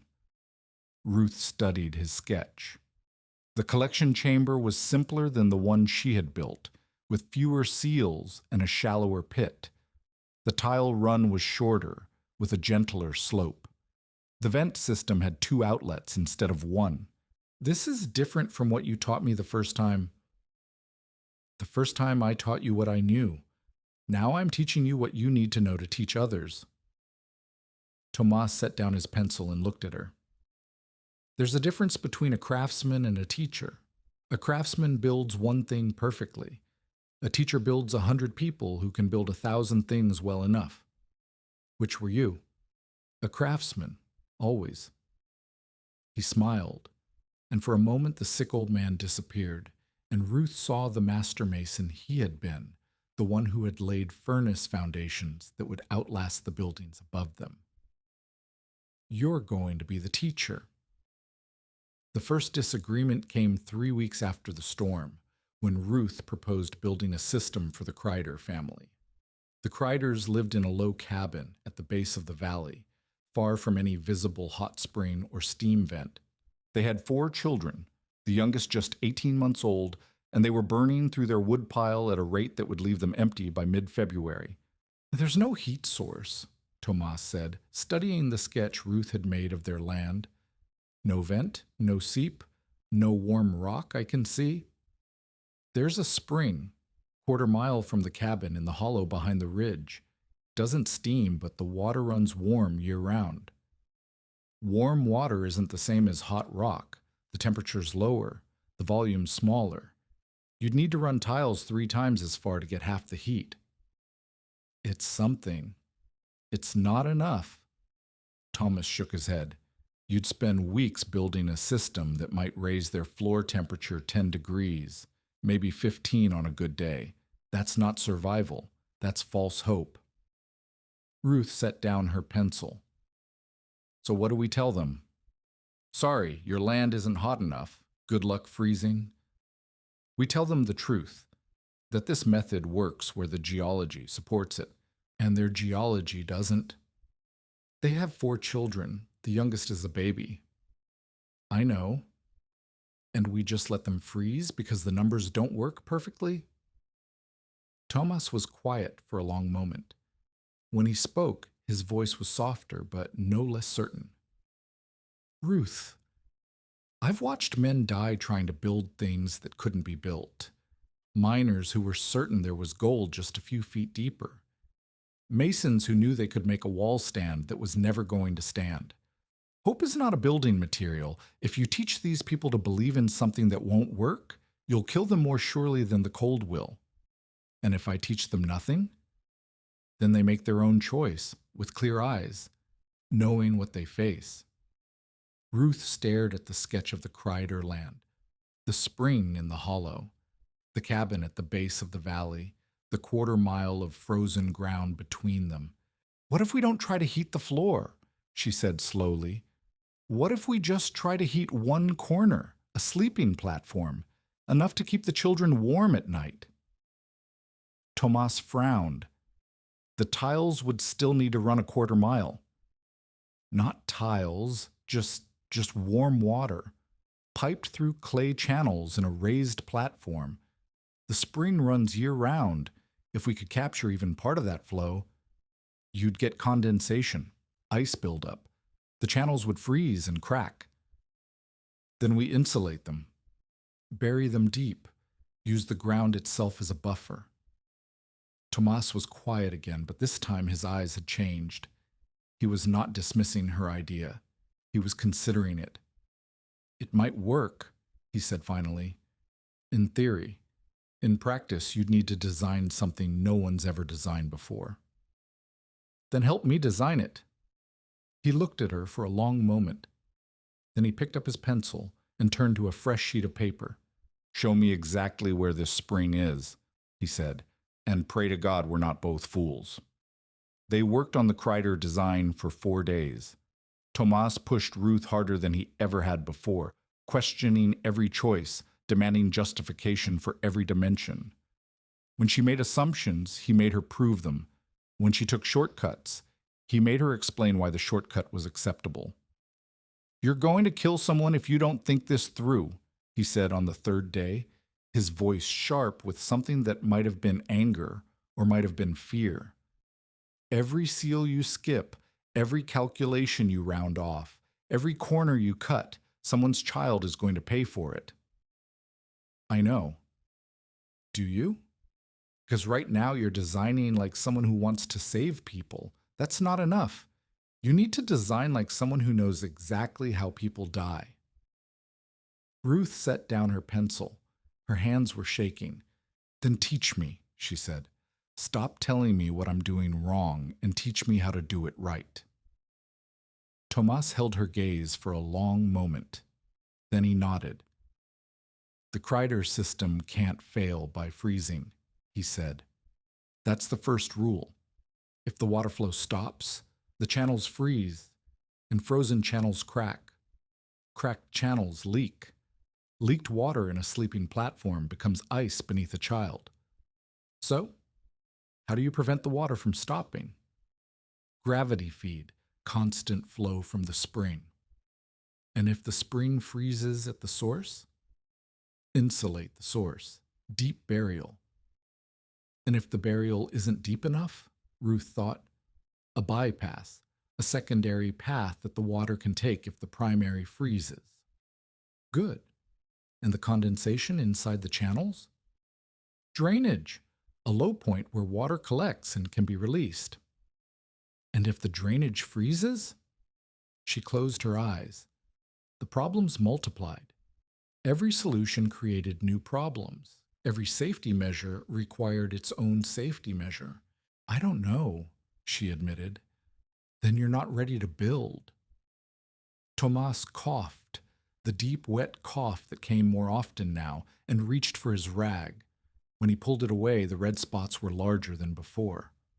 "I'm teaching you fast because I don't have time to teach you slow," he said. "Every mistake you can make in your head is a mistake you don't make in the field.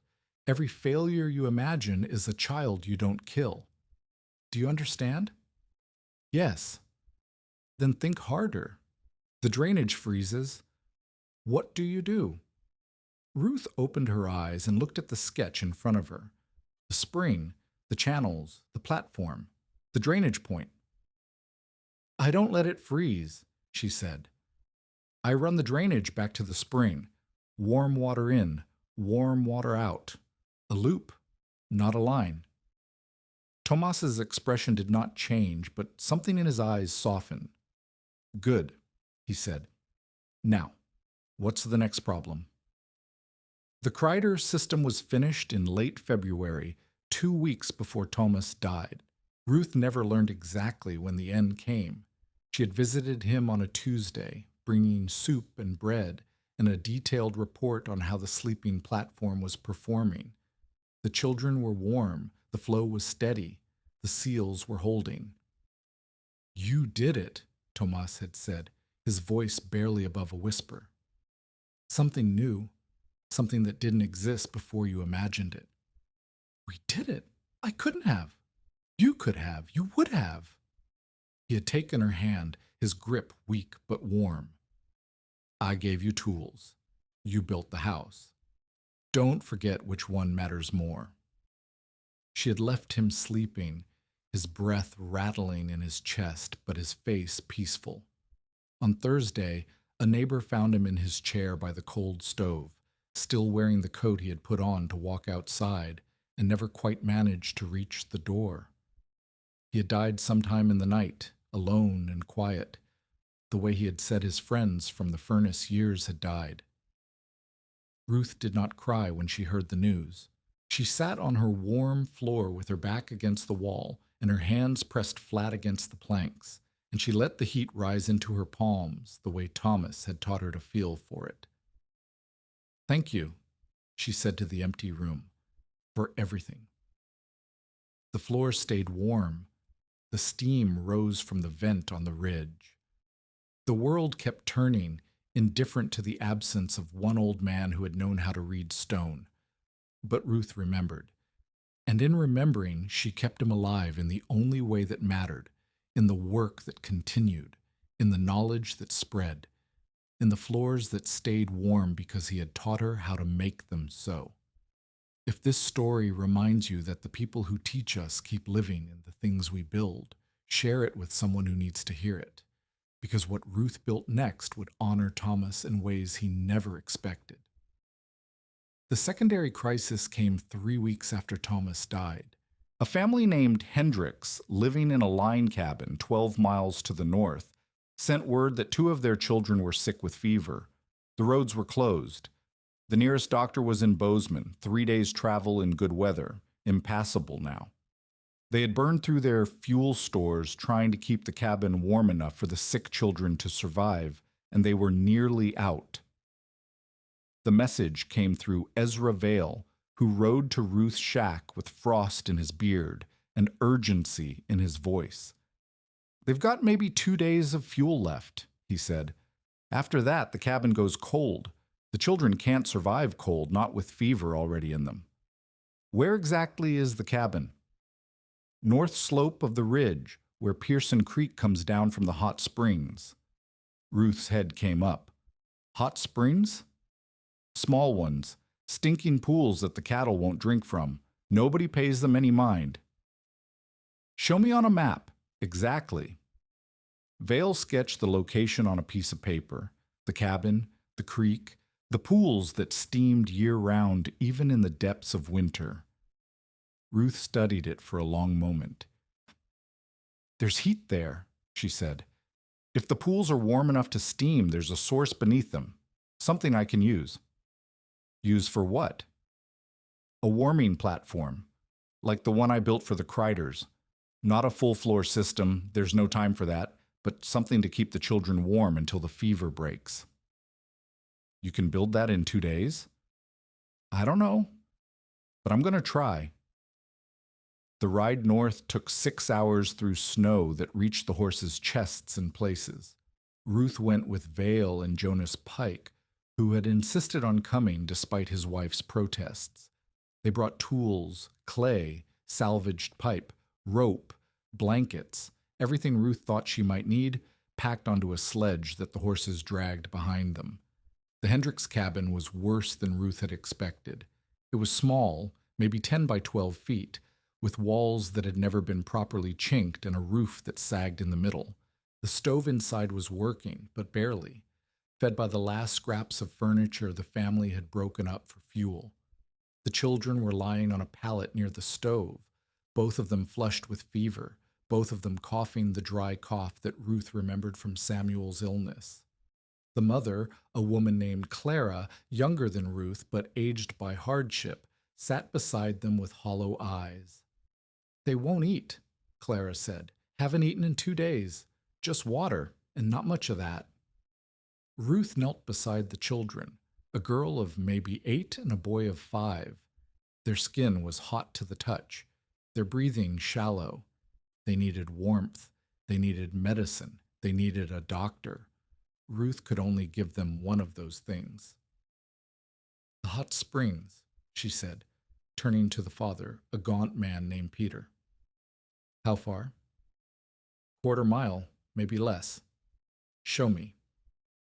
The springs were exactly what Ruth had hoped for, small pools fed by vents in the rock, the water warm enough to steam even in the bitter cold. The temperature was lower than the vent behind her own shack, but it was steady and constant and close enough to reach. Ruth walked the ground between the pools and the cabin, counting paces, studying the slope.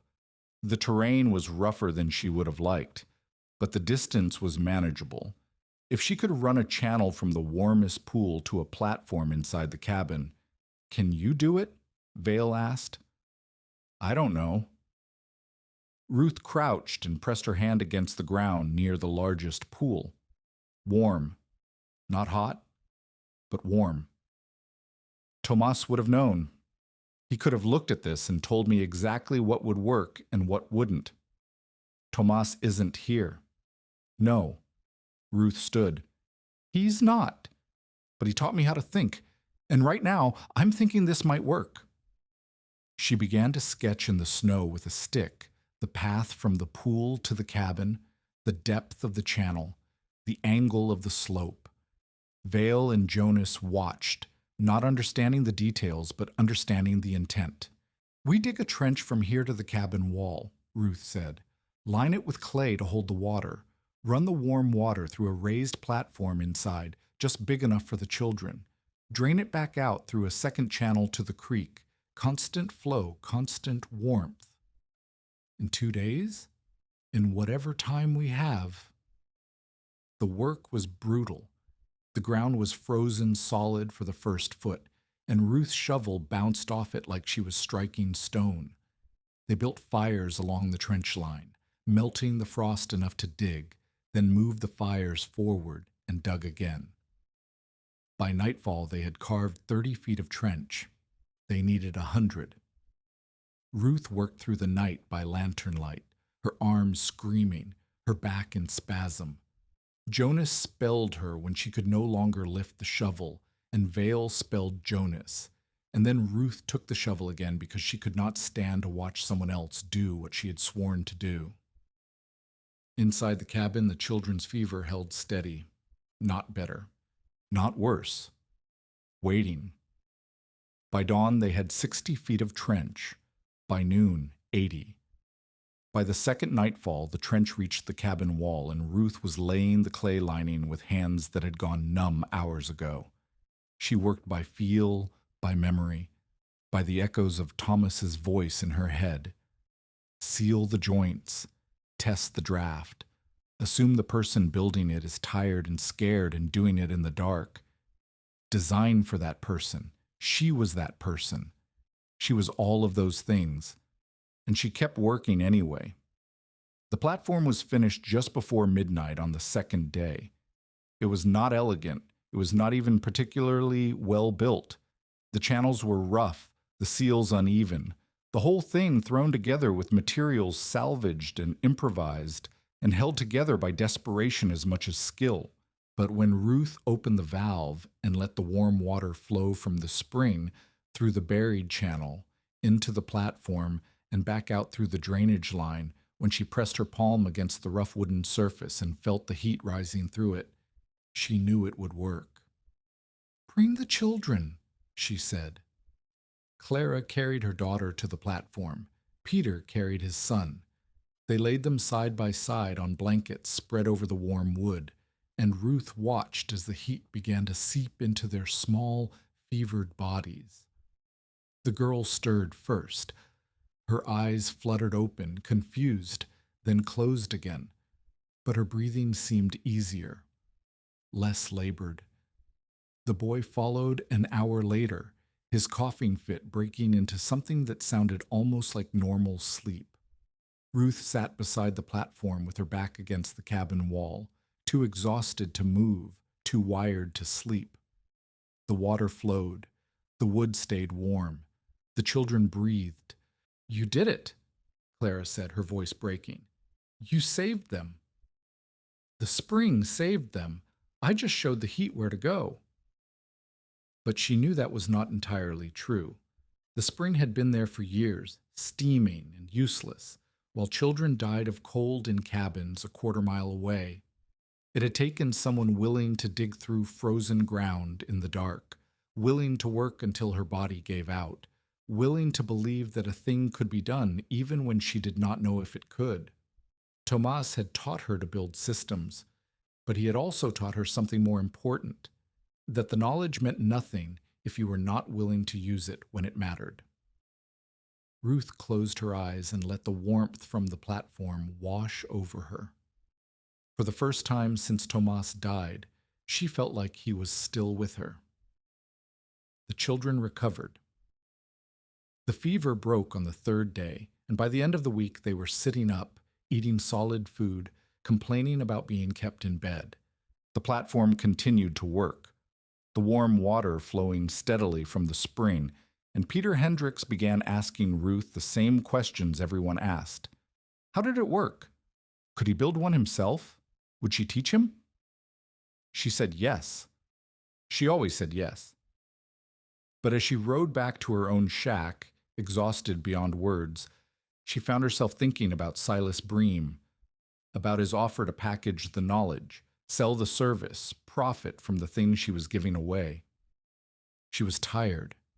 Her hands were cracked and bleeding. Her back ached from days of digging, and she had not charged the Hendricks family a single cent. Maybe Bream was right. Maybe charity ran out.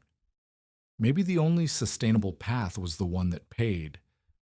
Then she thought about the children on the platform, their small faces flushed with fever, the way their breathing had eased as the warmth seeped into them. No, Bream was not right. He could never be right about this. Some things were not for sale. Some knowledge existed to be given, not traded.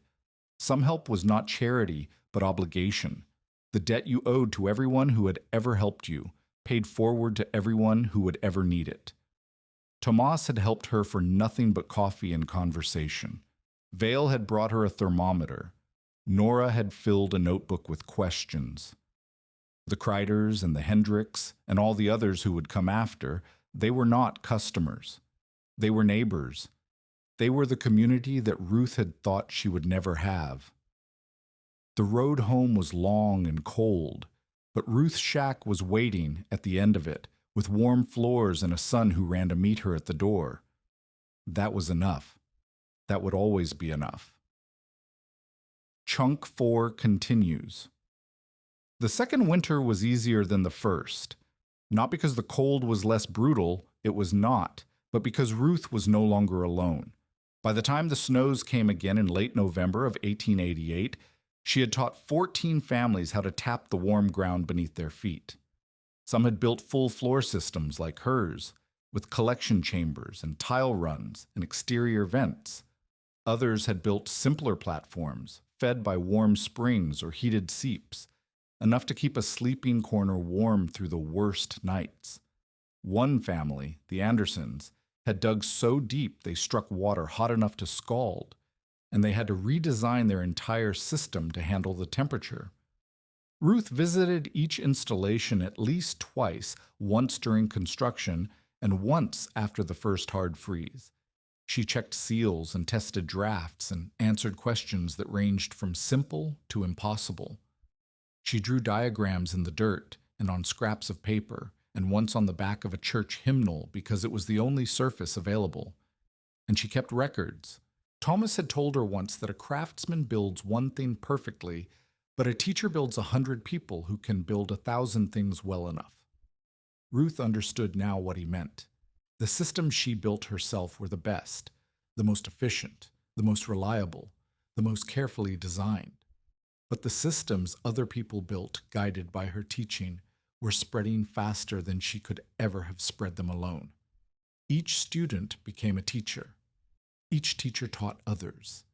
The knowledge moved outward like ripples from a stone dropped in still water, touching places Ruth would never see. By the third winter, there were warm floors in cabins from Gardner to the Lamar Valley. By the fifth, the technique had spread to settlements she had never heard of, carried by travelers and traders and families who moved from claim to claim. Someone had even written it up in a pamphlet, a poorly printed thing with crude diagrams, and her name spelled wrong, and copies were circulating through the territory like currency. Ruth kept teaching. It was all she knew how to do. A typical day in the fourth winter began before dawn, when the cold was deepest and the floor was warmest. Ruth would wake to find Samuel already up, feeding the stove they still kept for cooking, even though they no longer needed it for heat. He was 10 now, tall for his age, with his father's quiet manner and his mother's stubborn jaw. He had learned to read stone the way other children learned to read books, by watching, by listening, by pressing his palm against surfaces and feeling for what lay beneath. "The draft is pulling east this morning," he would say, or "the seal at the wall sleeve needs checking," or I think the collection chamber is running a little hot.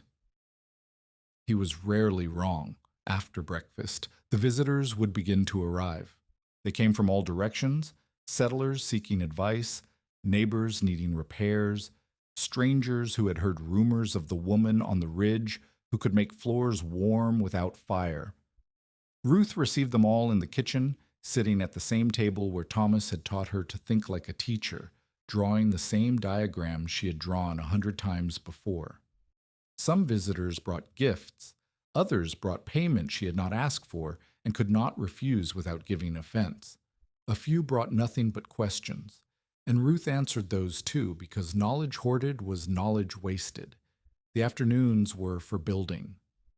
Ruth had taken on 3 apprentices by the 4th winter, young men and women who wanted to learn the trade and were willing to work for the teaching. She assigned them projects based on their skill. Marta Hansen, who had steady hands and a gift for sealing, worked on the delicate chamber caps. Peter Lindqvist, who could dig through frozen ground like a badger through soft earth, handled the trenching. Young Eliza Mott, Harlan Mott's niece, who had come west after hearing her uncle's story, managed the tile work and drainage systems. Ruth supervised, she corrected. She taught the way Thomas had taught her, by pushing harder than seemed fair, by demanding justification for every choice, by making her students imagine all the ways their work could fail. "If this seal cracks in February," she would say, standing over Marta's shoulder as the girl smoothed clay into a joint. "Who dies? Picture them. Name them. Now seal it again, and this time seal it like their lives depend on it." The students complained sometimes. They said she was too harsh, too demanding, too unwilling to accept good enough when good enough was all they had time for. Ruth did not argue. She just made them do the work again. Silas Bream's reckoning came not through confrontation, but through circumstance. The winter of 1889 brought a cold snap in early January that made the storm of Ruth's first winter look mild. Temperatures dropped to 40 below. The wind blew for 9 days straight. Livestock froze standing in their paddocks. 3 settlers died in a single night when their fuel ran out and they could not reach help. Bream's store in Gardner was well built and well supplied. He had coal enough to last the winter, stacked in the shed behind the main building. He had customers who owed him money and would owe him more before spring. He had every reason to believe he would emerge from the crisis stronger than before. What he did not have was a properly drawing chimney. The same wind that brought the cold drove smoke back down the flue, filling the store with acrid haze that made breathing difficult and staying inside dangerous. Bream tried everything, adjusting the damper, clearing the pipe, even climbing onto the roof in the brutal wind to check for blockages. Nothing worked. The smoke kept coming. By the 3rd day, his customers had fled to neighboring buildings. By the 5th day, his hired help had quit rather than work in the choking air. By the 7th day, Bream himself could barely breathe, his lungs raw and his eyes streaming. On the 8th day, Ruth arrived. She had not come to gloat or to refuse help or to remind him of every cruel word he had spoken. She had come because Nora Pike had told her the children of Bream's customers were sheltering in her cabin, and she needed to know if the store could be made habitable again.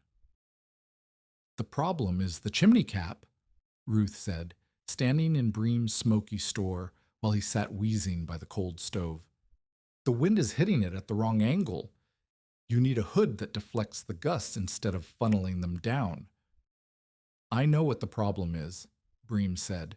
His voice was rough, his pride rougher. "I don't have materials to fix it. I don't have anyone willing to climb up there in this weather." "I'll fix it." Bream stared at her. "You'll fix it. I've built vent hoods in worse conditions, and I have materials in the sledge outside." Ruth met his gaze. "The children in Nora's cabin need somewhere to go. Your store is the largest building in town.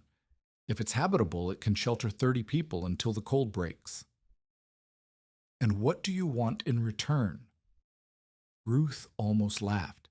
After everything, the mockery, the threats, the attempts to buy her claim and profit from her innovation, he still thought in terms of exchange, still believed that every action had a price. Nothing, she said. I want nothing from you, Mr. Bream. I never have. She climbed onto the roof in the bitter wind, her fingers going numb within minutes, and built a hood from scrap tin and wire that turned the gust away from the chimney mouth. The smoke cleared within the hour. By nightfall, 32 people were sheltering in Bream's store, warmed by a stove that finally drew clean. Bream did not thank her. He did not apologize for the years of resentment. He did not suddenly become a different man. But he stopped fighting her. The following spring, when Ruth proposed building a community warming shelter near the center of Gardner, a place where anyone caught by sudden weather could find heat and safety, Bream donated the land. He did not make a speech about it.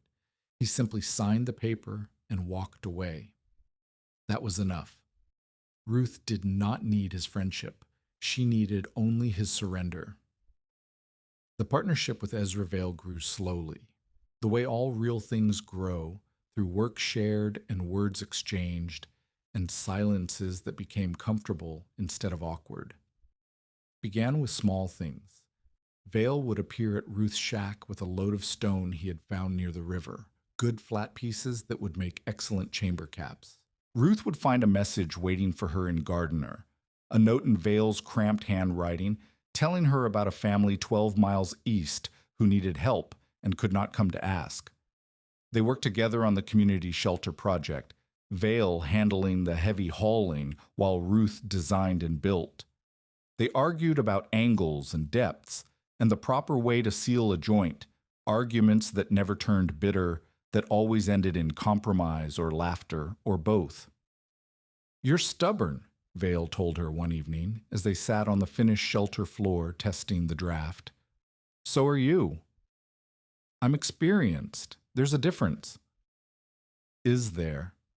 He looked at her, really looked, the way he had looked that first day when he told her the boy would be dead by dawn. But his eyes held something different now. Not pity, not dismissal, something closer to respect, maybe, or something warmer. I spent 20 winters learning what couldn't be done, he said. You spent one winter proving me wrong. That's not stubbornness. That's something else. What? I don't know. But I'd like to keep watching while I figure it out. Ruth felt heat rise to her cheeks that had nothing to do with the floor beneath them. You could stay, she said. Not just watch. Stay. Vale was quiet for a long moment. The steam rose from the exterior vent in the gathering dusk. Somewhere in the valley below, smoke climbed from a dozen chimneys, each one marking a home where people were warm because Ruth had taught them how to be. I could, he said finally, if you wanted me to. I want you to. He reached across the space between them and took her hand. His fingers were rough and cracked, the hands of a man who had worked hard all his life, but they were warm, and they held hers gently as if she were something precious. Then I'll stay, he said. They married in the spring of 1890, a small ceremony in the community shelter with neighbors as witnesses, and Samuel standing beside them looking uncomfortable in a collar that was too tight. The years that followed blurred together in Ruth's memory, not because they were empty, but because they were full of work and teaching and the constant arrival of people who needed help, full of arguments with Ezra that always ended in reconciliation, full of watching Samuel grow from a boy who feared the cold into a man who understood heat the way his mother did. They had 2 more children, a daughter named Clara, after the woman whose children Ruth had saved with a warm water platform, a son named Thomas, with no A in the first syllable, spelled the way Thomas Dravek himself had spelled it before the immigration officials at the port changed it. The shack on the ridge expanded over the years, room by room, until it was no longer a shack but a proper house with a foundation and windows of real glass and a porch where Ruth could sit in the evenings and watch the steam rise from the vent that had saved her life. The system beneath the floor still worked, would always work as long as the rock stayed warm and someone remembered to check the seals. Ruth taught until her hands grew too stiff to draw diagrams. Then she taught by talking, sitting in her kitchen while students gathered around, describing the principles that Thomas had taught her and that she had tested and proven and passed along. "The heat wants to rise," she would say, the same words she had heard a lifetime ago. "Your job is to catch it low and let it spread before it escapes." Some students wrote her words down, others nodded and forgot. But a few, the ones who really listened, the ones who pressed their palms against warm stone and felt the life beneath, those students carried the knowledge forward. That was enough. That was legacy, not monuments or plaques or her name spelled wrong in pamphlets. Just knowledge, passed from hand to hand, keeping people warm who would otherwise have frozen. Ezra died in the winter of 1903, quietly, in his sleep, with Ruth beside him on the warm floor they had shared for 13 years. She buried him on the ridge behind the house, in soil that never froze because the heat rose through it year-round. She marked the grave with a stone from the collection chamber, one of the original caps she had placed herself, back when she was a desperate widow who did not know if her idea would work. The inscription was simple: his name, the dates, and beneath them a single line: he stayed. Ruth lived another 11 years after Ezra's death. She saw Samuel marry and have children of his own. She saw Clara become a teacher, not of warm floors, but of reading and arithmetic, in a schoolhouse that Ruth had helped build and that was heated by a system Ruth had designed. She saw young Thomas go east to study engineering and return with ideas that made her original designs look primitive. "You could have done so much more," Thomas told her once, showing her drawings of heated water systems and radiant floors and techniques that would become standard in the century to come. "If you'd had the materials we have now, the knowledge." "I did what I could with what I had," Ruth said. "That's all anyone can do." She did not regret the simplicity of her methods. She did not wish for better tools or more knowledge. The tools she had used had been enough. The knowledge she had gained had been enough. The floors she had warmed had kept people alive who would otherwise have died. What more could a life ask for? Ruth Elling died on January 9th, 1914, 27 years to the day after the storm that had nearly killed her. She passed in her sleep on the same warm floor where she had lain with Samuel pressed against her during that first terrible night. Her hands were folded on her chest. Her face was peaceful. The steam from the vent outside rose straight up into a clear winter sky. She was 75 years old. She had outlived 2 husbands, raised 3 children, and taught more than 200 people how to tap the heat beneath their feet. The pamphlet with her name spelled wrong had been reprinted 4 times. A copy sat in the Territorial Archives in Helena, filed under Indigenous Heating Methods, which would have made her laugh. Her children found her the next morning. They wrapped her in the same blankets she had used to wrap Samuel that night 27 years before, and they carried her to the ridge where Ezra lay waiting. The ground accepted her easily. It was warm, after all. It had always been warm. In the end, Ruth Elling's legacy was not measured in monuments or written records, but in warm floors. Within a decade of her death, more than 60 families across the northern Yellowstone country had built some version of her system: collection chambers and tile runs, warming platforms and heated benches, all of them drawing on the same principles she had learned from Thomas Dravek and refined through years of teaching. The technique spread beyond the valley, carried by students and travelers, and the simple force of survival. By 1920, variations of her design were heating cabins as far north as Alberta and as far south as the geothermal fields of Nevada. The knowledge moved the way knowledge always moves when it is given freely, from hand to hand, from teacher to student, from parent to child. Ruth never patented it, never sold it, never claimed credit for something the earth itself had provided. She lived her final years in the house on the ridge, surrounded by children and grandchildren who had never known cold the way she had known it. She watched the steam rise from the vent above the collection chamber and remembered the morning she had first noticed it 30 years before, when she was a desperate widow with $21 and a dying hope. She had outlived Ezra by 11 years. She had outlived Tomas by more than 25. She had outlived every skeptic who had told her she would freeze, every doubter who had called her mad, every man who had been certain that a woman alone could not survive what she had survived. In the end, she died as she had lived, on warm ground, in a house she had built, teaching until her last breath. On January 9th, 1887, Ezra Vale had stood in Ruth Elling's doorway and delivered a verdict that should have been final. The temperature was dropping 42 degrees in 9 hours. The shack had half a frame, a cracked stove, and barely enough fuel to last the week. Ruth had $21, one son, and no way out. "By dawn your little boy will be blue in his blanket," Vale had said, "and you with him if you gamble daylight on dirt." But Ruth had gambled anyway. She had dug through frozen ground and laid clay pipe and sealed joints with her own bleeding hands. She had built something that should not have worked, in a place that should not have supported life, against odds that should have killed her. And on the morning after that storm, when Vale rode back expecting to find bodies, he found instead a woman and a boy sitting on a warm floor, alive. The winter had come on schedule. The cold had been as brutal as promised.